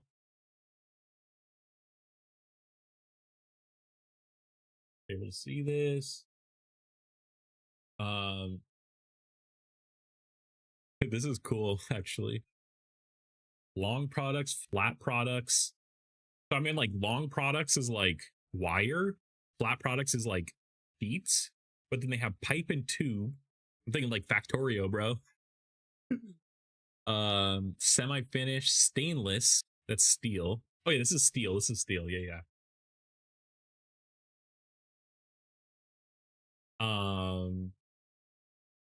Country of melt and pour. Country of origin, country of melt. Oh, I see.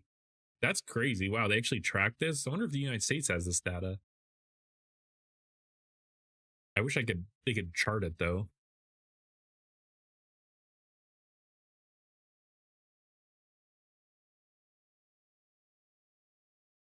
China.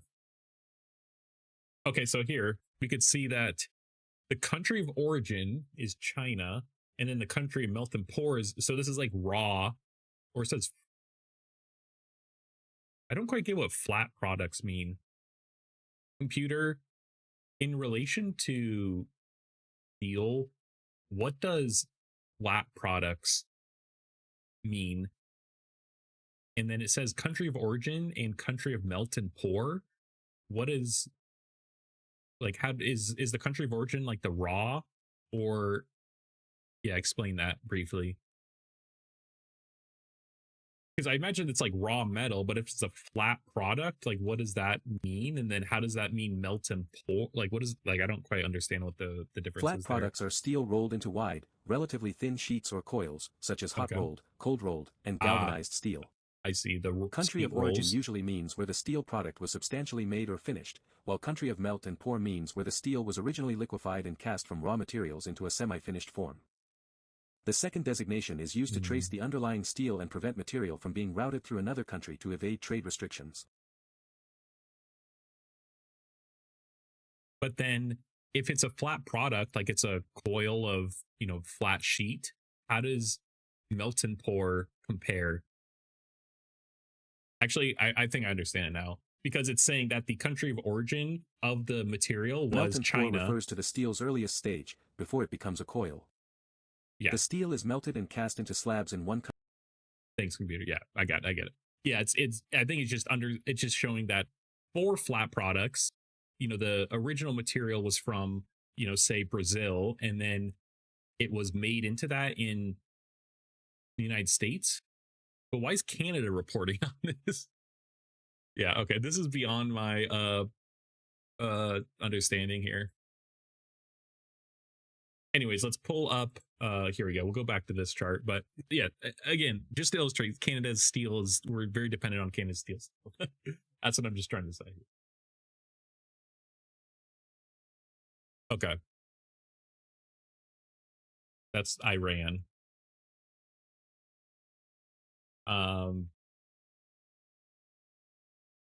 Yeah, and Mark Carney's been honestly handling this pretty well, I think. And I think Carney has he was like used to work for the, like, a central bank.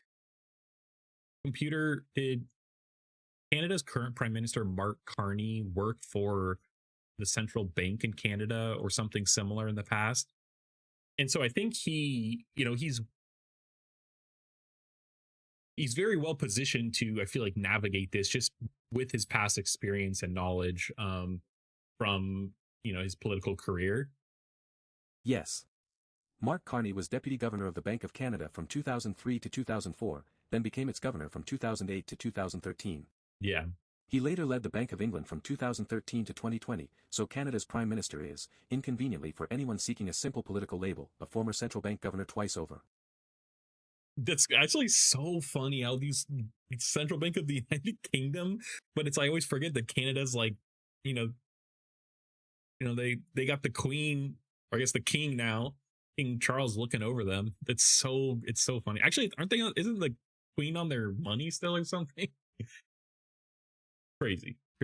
Okay, all right. Let's we're not gonna watch this video. Let's move on to some tech stuff. I kind of want to talk about let's watch this humanoid robot games. Let's watch this. So actually, way back,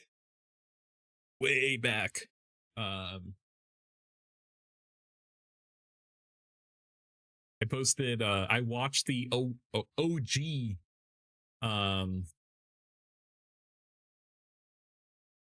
this thighs. The humanoid robot half marathon in Beijing. I covered on stream a long time ago. When was this? Was a year and a half ago about.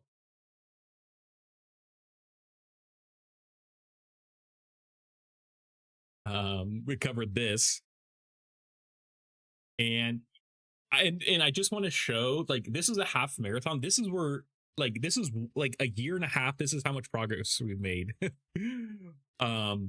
We've gone from this, little GameCube bro, and this little bro, barely even walking, And these are just the funny ones though. There were more that were serious, but to, you know, humanoid robots breaking, you know, like records, pretty much running faster than humans.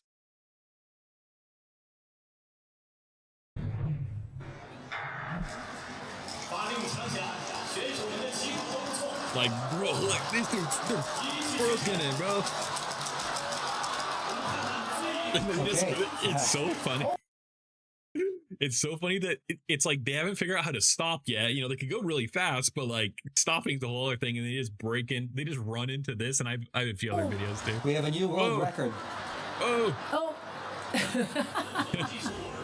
I mean, the sport is raising and not breaking. I love it though. So they managed to really get. Bro, they put them on stretchers. Bro, look at all the. That's so funny. Bringing out all most these like of the underway equipment. Like, I mean, this isn't much different. I mean, it is much different, but it's like motorsports, like Formula One or NASCAR. You know, it's like you're obviously the drivers there controlling the car and like, you know, managing everything, and they have the whole pit crew. But it's like their pit crew's there to service the car. You know, it's like you got the robotic pit crews. They're bringing out all their equipment. So yes, so this took place, by the way, over the weekend, right? The World Robot Games, and I think analysts have also been. And this is something, of course, we were covering last week. What the bro? That looks like. Is he on like a harness? He like jumped so like eloquently. Last week, in terms of the conference itself, this is of course the one from Unitree, which Unitree just IPO'd. Raised a shit ton of money. Vertical leap of, was it 2 meters, if I'm not mistaken, right? Yeah. And as you can see, they're also much more flexible hip flexors than what we can achieve. Interesting, I think before we talk about the sport achievements, Morgan Stanley's actually come out with, because they attended the event as well. Well, the World Robotics Conference that was also underway. Into the Ex-Humanoid, this is a Beijing-based company, basically beating Usain Bolt, right? The world record in the 100-meter sprint at the World Robot Games. The record 9.58 seconds. So it's faster than, you know, arguably the fastest man in the world. But yeah, the finishing is never too never too pretty yet. Not too pretty, right? They can't stop. Some actually catch fire. And I have a few that catching fire. Whoops.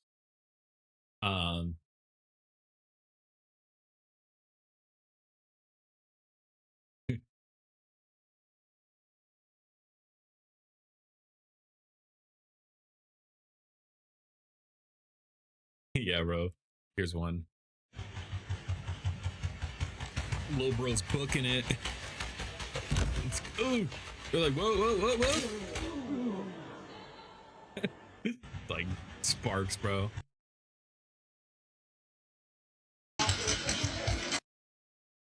And then you're looking, it's like, why are they in the safety cushion?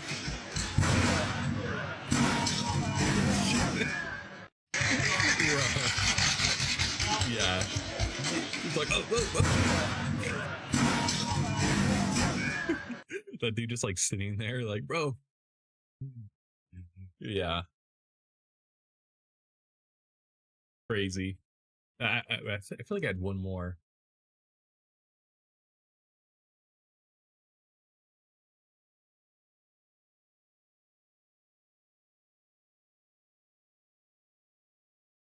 Maybe not. But yeah. Oh yeah, wait.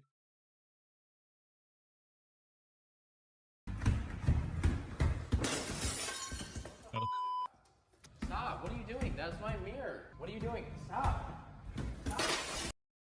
Those different robots. My friends and I like sharing robots fucking up.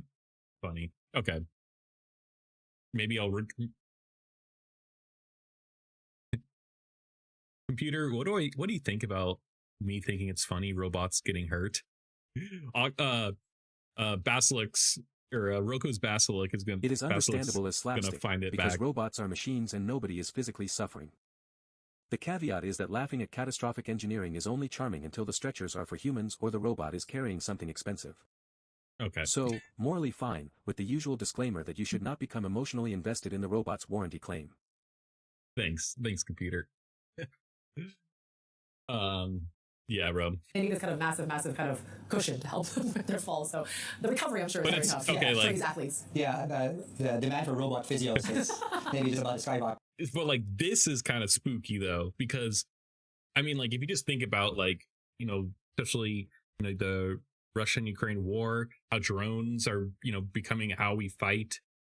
Like, the robots are kind of the next step up in terms of, autonomous, and the fact that China is so far ahead of us in both drone technology and robotics, not even just humanoid robotics, I think just robotics in general. Like, this is scary. Like, you know, like what do you do if this thing's running at you, at, I don't know how fast they ran to break the world speed record, 30 miles an hour. It's like, bro, what is a bullet even going to do to this thing if it has, metal armor? So they haven't quite nailed the landing thing, but it's really from another level and another world. Like, when this you is look kind at of this parade, spooky, for example, right? And I think, like, bro, like what? Like this is crazy too, I have to say. Yeah, it's a visual into the future. And here we are, right, making light of it. And at some point, some of the commentary, right, on social media so far on this is here we are making choreography light of what they're alongside achieving so far, and it won't be too long into the future when this perhaps backfires as well. What's also interesting too is when you look at we've seen, and this is the dancing bit as well, is how for the longest time humans have attempted to dance as robots, and now the robots are attempting to dance as humans. Yeah, bro, crazy shit, bro, crazy. We'll be covering the humanoid stuff, this robot stuff pretty closely.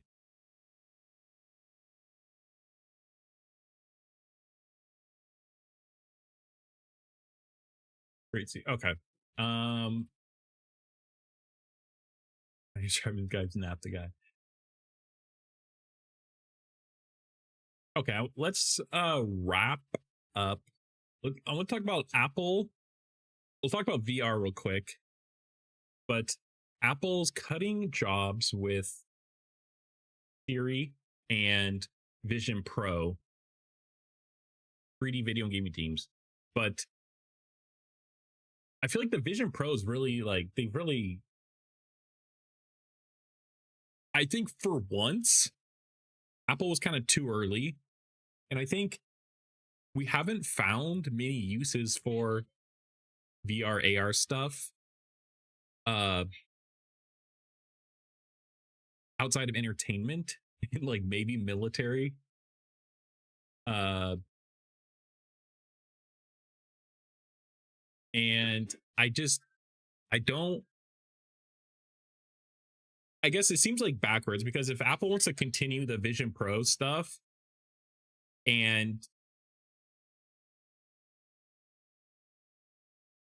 they're cutting the like teams that are making the content, entertainment content specifically for it with Apple, I don't know, it's like, how committed are they to the Vision Pro?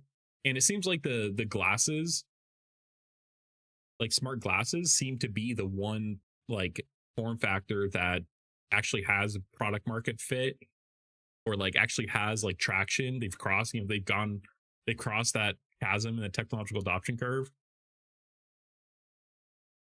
And it's like as developers, like if I see this in like it I think like, why would I want to support this system if they're just going to continue to cut it and then eventually just throw it out, like then, or discontinue it? Then we spend all these resources building these things, doing this stuff, and it didn't, they wasted this time and resources, I guess. Bloomberg's Mark Gurman, who leads our coverage of Apple, broke this story Friday, but I want to recap it.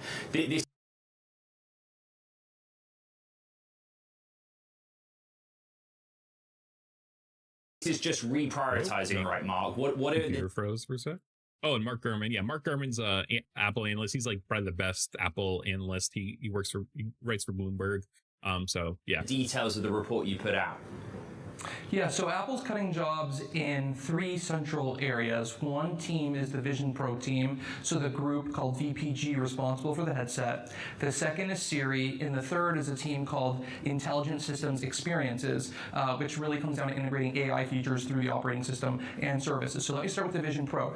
This is more of your traditional layoff where they're cutting teams and scaling back things in this particular area. So they had a team working on gaming initiatives for the Vision Pro. That team has been completely dismantled and laid off. The second is... Yeah, this... I mean, like, this is sick, though. Like, imagine you could have, like, 3D dashboards and shit, and, like, you could, like, interact with them, and, like, you could have, like, a whole, like, monitoring, like, like workspace, and you could, like swipe between them. Like, I don't know, the fantasy of it seems cool. I obviously haven't used one, and so I don't know how intuitive or like how much of a better form factor it is, but it looks cool. And laid off. The second is their immersive video group. This is the team making virtual reality videos for the Vision Pro, one of the top selling points. They're scaling that back, they're cutting jobs there, they're cutting investments there, and they are going to drastically reduce the number of videos they produce in-house for the Vision Pro, instead pushing that off to third parties. For Siri and the Intelligent Systems Experience team, that's part of the software engineering organization, they're cutting jobs there as well to open up roles for people who can work on the new underlying infrastructure for Siri AI. So looking to develop faster, looking to bring in talent that is more specific towards that new infrastructure for that new voice assistant and their upgraded Apple Intelligence, which launched. Yeah, and it seems weird that they're cutting Siri jobs too when they're just now launching the new Siri, which is supposed to actually be good. Siri is literally so bad, it's not even funny. Like I'm a Siri hater, and my girlfriend is like, like she wasn't fully bought in, and then only until she needed to actually, she started using or trying to use Siri, that she realized like how dog Siri is. But I haven't tried the new Siri. I don't have the iOS 2027 or whatever they're calling it. Yes. Respond to YouTube chat. But you'd think that if they're launching this new and improved Siri, supposed to be, like the Apple Intelligence, like 2.0, they're like making it be more of a central part of their devices. Like, you'd not want to be firing people or laying people off for it. But also, the new Siri is powered by Gemini, which is Google's model. And so, maybe, they're just offloading more onto Google, and so they don't need to do as much in-house. Because Apple's positioning is, they're positioning themselves as a platform, as a hardware, manufacturer. And, they provide these platforms for other developers to then, use to distribute, or, like they're going all in on the devices and the platforms, like platform as in like Mac, iOS, like their operating systems, the app stores, and they are spending a lot of money defending it, which, I've talked about this all in the past on the streams a lot. And so like they're definitely going all in on that, and so maybe they're just focusing on that and like working with the I think Mark Gurman said they're working with third parties more for the gaming and like 3D VR stuff. So yeah, bro, Siri's so bad. Yeah.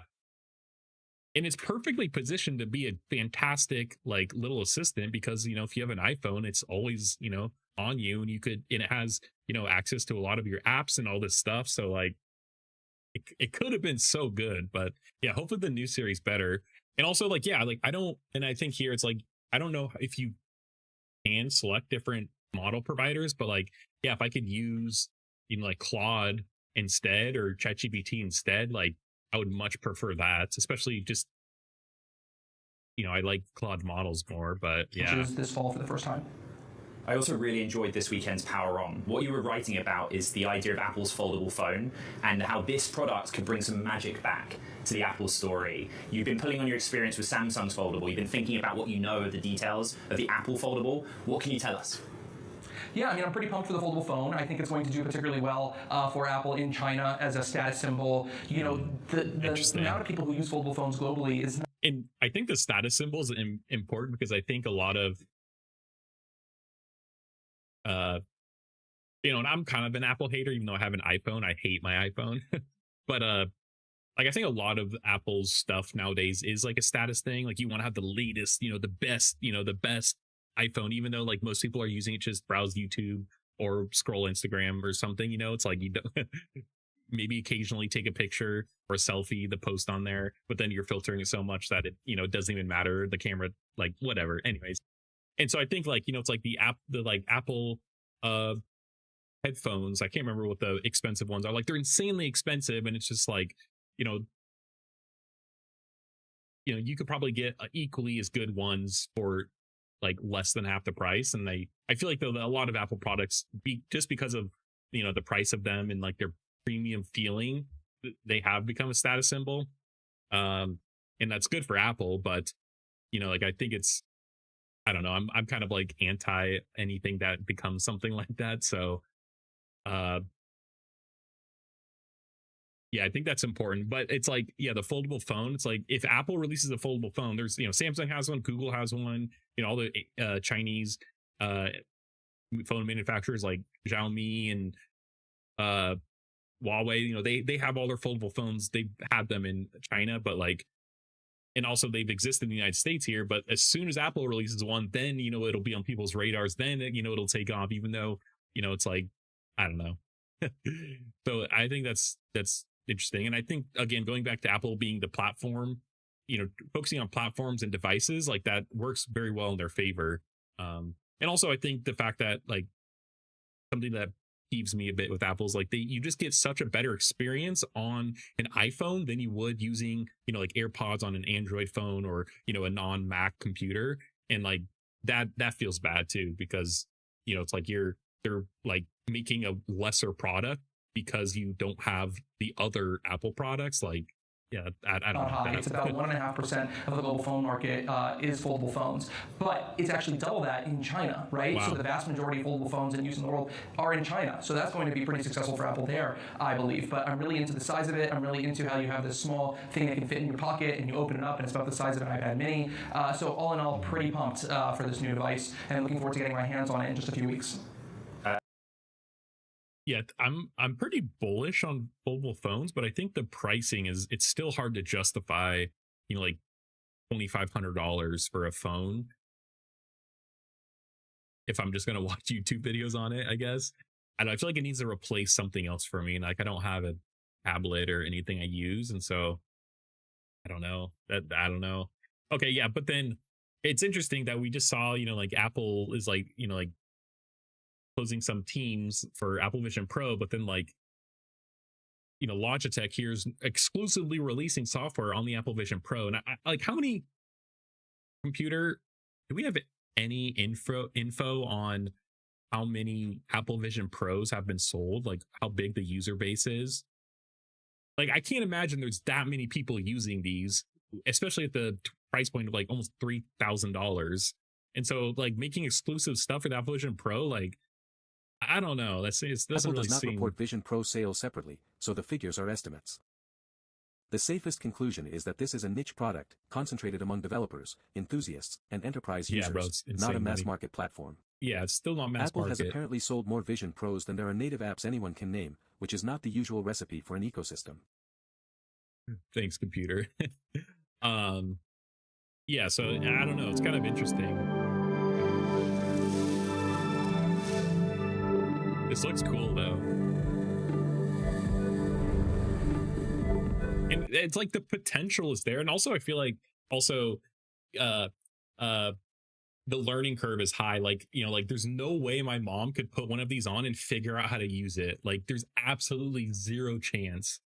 And I think that's like a part of it too. Maybe an Apple Vision Pro, because Apple is a lot more simpler than others. Like they do a good job with the UI being simple. But I think, you know, depending on who you ask, that could be a disadvantage. Like me. But this is crazy. Like drawing in 3D space. I think Google's released something like this a while back for the VR. Yeah, but then this is what I'm waiting for, the Steam frame.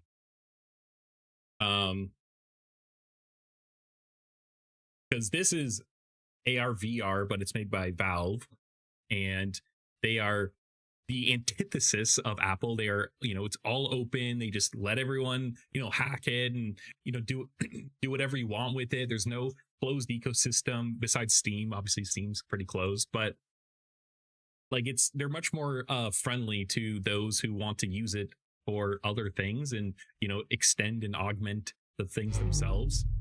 So I kind of these are some leaked videos, I guess. I haven't watched this. These videos will step you through everything you need to know to get up and running with your new Steam frame. Let's start with something simple. But I'm so pumped for this. Opening the box. Inside the box, you'll find the Steam frame headset. And I still don't know what the price point is. I've heard like $999 with $1,000, which would be fantastic. But I imagine with memory prices going up so much and just computer components in general, it's probably going to be higher. But I think the Steam desktop, I can't remember what they called it, Steam Machine, or no, maybe not Steam Machine, I don't remember. I think that was like not as expensive as I thought it would be, although it is pretty pricey. A pair of controllers, an eye relief spacer, particularly useful if you wear glasses, a wireless adapter, which will ensure a great experience for streaming games from your PC, an information booklet, and a USB-C cable. Yeah, throw that shit out, bro. No one's reading The headset shifts in a power-saving mode. To get things set up for the first time, you will need to use the supplied USB cable to plug the headset into a power source. Next, hold the power button down until the LED turns white. Press the Steam buttons to turn on your VR controllers. I want to see Now, like you what can it looks unplug like the from the headset and view. continue getting things set up. Oh yeah, here we go. To learn more about your Steam frame, visit this link.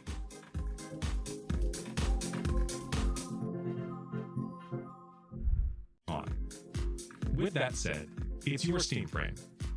It looks so much cleaner though. It looks really nice, like very cyberpunk. Although this cable coming out the front is kind of an interesting choice, like this thing. You should wear it any way you want. These are all wrong, but we can't legally stop you. What does good mean? Well, it's a subjective mix of focus, sharpness, and overall the inside optical view. comfort. You'll know it when you see it. Once you've found a set, to sign in wirelessly in your headset, click on Add an Account. This pointer thing is interesting.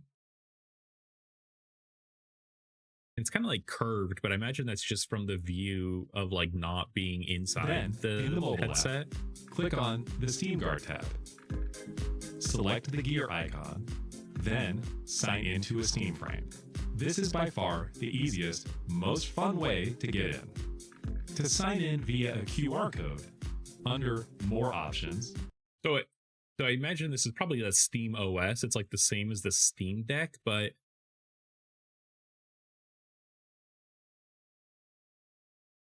I wonder what the operating system looks like, or like what you could actually do with it. Headset. Clunky, but historically accurate. Once this is done, VR streaming will automatically utilize the dedicated adapter link or your local Wi-Fi network, or both at the same time, like one supercharged connection. Games that are because I know on like older VR setups, like some people literally have a dedicated router just for streaming VR to get better latency. And it seems like, especially with Wi-Fi 6 and now Wi-Fi 7 and Wi-Fi 8, especially Wi-Fi 6 though, it's like, you know, you could get like connection or like wired speeds and latency on a network, on a wireless network. And that's what I actually use to stream. It's, you know, I can't reach a cable over here from my router. And so I just Wi-Fi 16, I get near cable, you know, I get speeds near what I would if I were in latency, if I were just plugged in. And so I imagine it's less of a problem now. And I wonder what accessories they're gonna come out with. The hand straps, too. as the name implies, keep your controllers strapped to your hands. Useful for people who like to really immerse their hands in the action, or just relax them between intense bouts of gripping. Press it firmly into place, then rotate it clockwise by 90 degrees until you hear a click. Next, feed the upper strap through one of the mounting slots. These seem to be like straps. Use the upper slot for smaller hand blocker. Start by removing the face gasket. Then, locate the 3 release latches on the headset. The first is and like you could like take off the front of it or something, and the front is like the positioned computer at the top, near the forehead area. The other 2 are located near the bottom, around the cheekbone area. Slide each latch fully inward until the red mark becomes visible. Then, gently separate the headset core module. Yeah. Now, remove the current light blocker. Wonder if you can get prescription with your new one. lenses. Once installed, reattach the headset core module.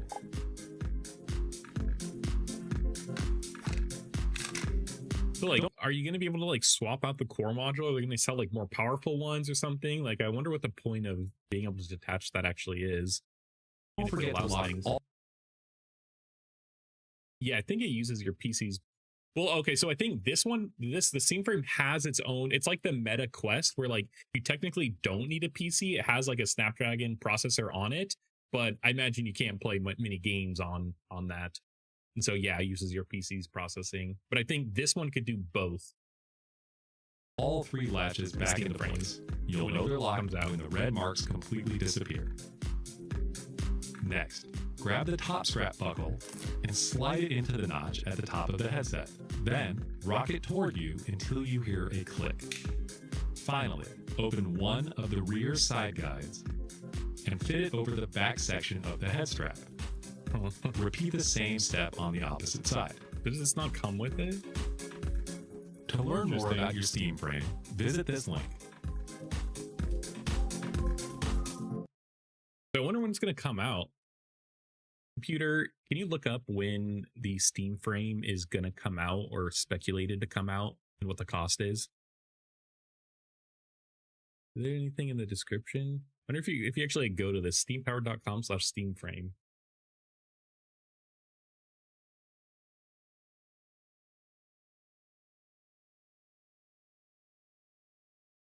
The best estimate is that launch is imminent, with leaked retailer listings and analyst forecasts putting it around $900 to $1,200, probably near the high end because of the memory shortage and rising Snapdragon costs. Yeah. Valve originally aimed below the $999 index, but that target is looking increasingly optimistic. Yeah. $999 index, but that target is looking increasingly optimistic. Okay. And I think here it says, yeah, it's actually, it uses 6 gigahertz wireless adapter, dedicated link for both VR and non-VR streaming. What would be non-VR streaming? Steam Frame's dual radios make this connection even more stable. One radio is dedicated to streaming the audio and visuals, and the other connects to your Wi-Fi. 2 dedicated links, no competition for bandwidth. Ah, okay, interesting.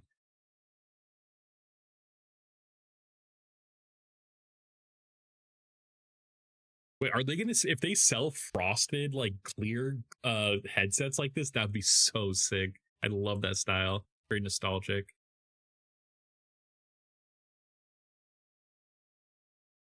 And I wonder what the if they're gonna sell these components. Like I have a Steam Deck and I bought like better thumb sticks, and it was pretty easy to just replace them. Like it was like, you know, a few screws and unplug a cable and plug it in, you're good to go. Like I wonder if they're gonna like sell components or be able to allow you to do that like the Steam Deck.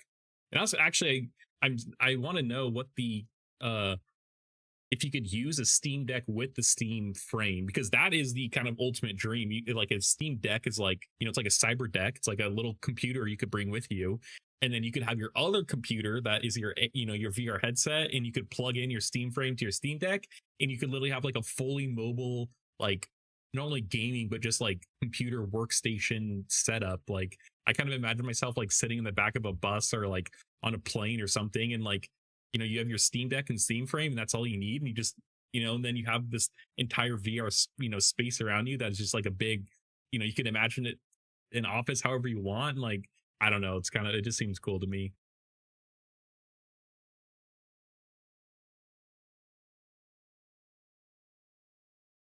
Yeah, 16 gigabytes of RAM. That's running a lot nowadays. But I wonder if LP, like it's probably soldered in, like you probably can't upgrade this, and it's yeah, you're just stuck with that. Oh, it has Wi-Fi 7.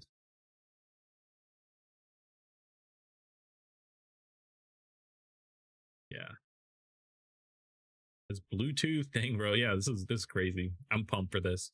Oh, it uses KD plasma. Oh, Yeah, it's in its Arch. That's good. Those, which is a Steam OS.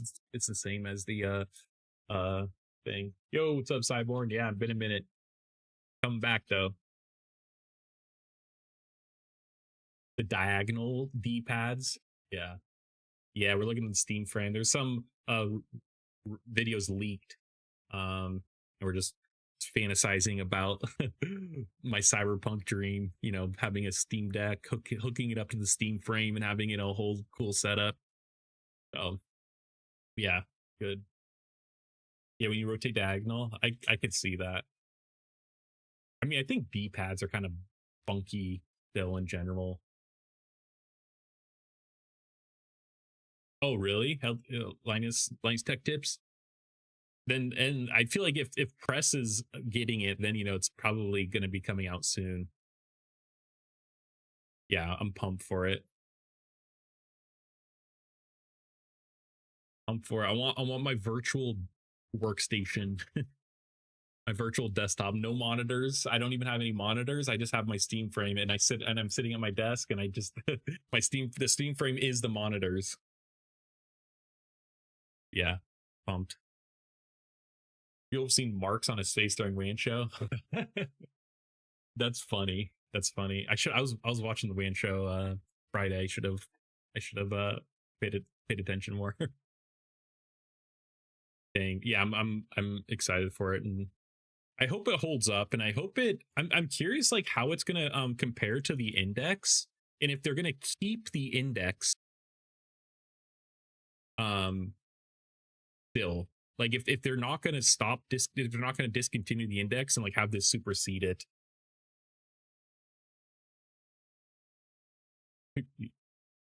Dang. Because I feel like they kind of serve different purposes still, but yeah, I'm curious what they're gonna do with this. It's still $1,000. I guess no, yeah, you need these little like other things, I think. Yeah, the base station. So we'll see. We'll see. All right, that's all I got planned for today, but will be back. I think for now we're gonna go Monday through Wednesday. And we'll play it by ear. Probably around like 9 to 10 a.m. Pacific. I'll be live. And yeah, we're just gonna go from there. I will plan once a week. I'm gonna try and do like a larger story. Like, well, I'll do more research and kind of build a slide deck to present things. And yeah, so thank you guys for tuning in, coming back after a while. And Chris Croft, Cyborn. But yeah, we'll be back tomorrow. Yeah, and I finally have an ending screen now. So yeah, Tuesday 9 a.m. tentative, probably maybe closer to 10. We'll see. So yeah, thank you, man. Thank you guys for tuning in. See you next time.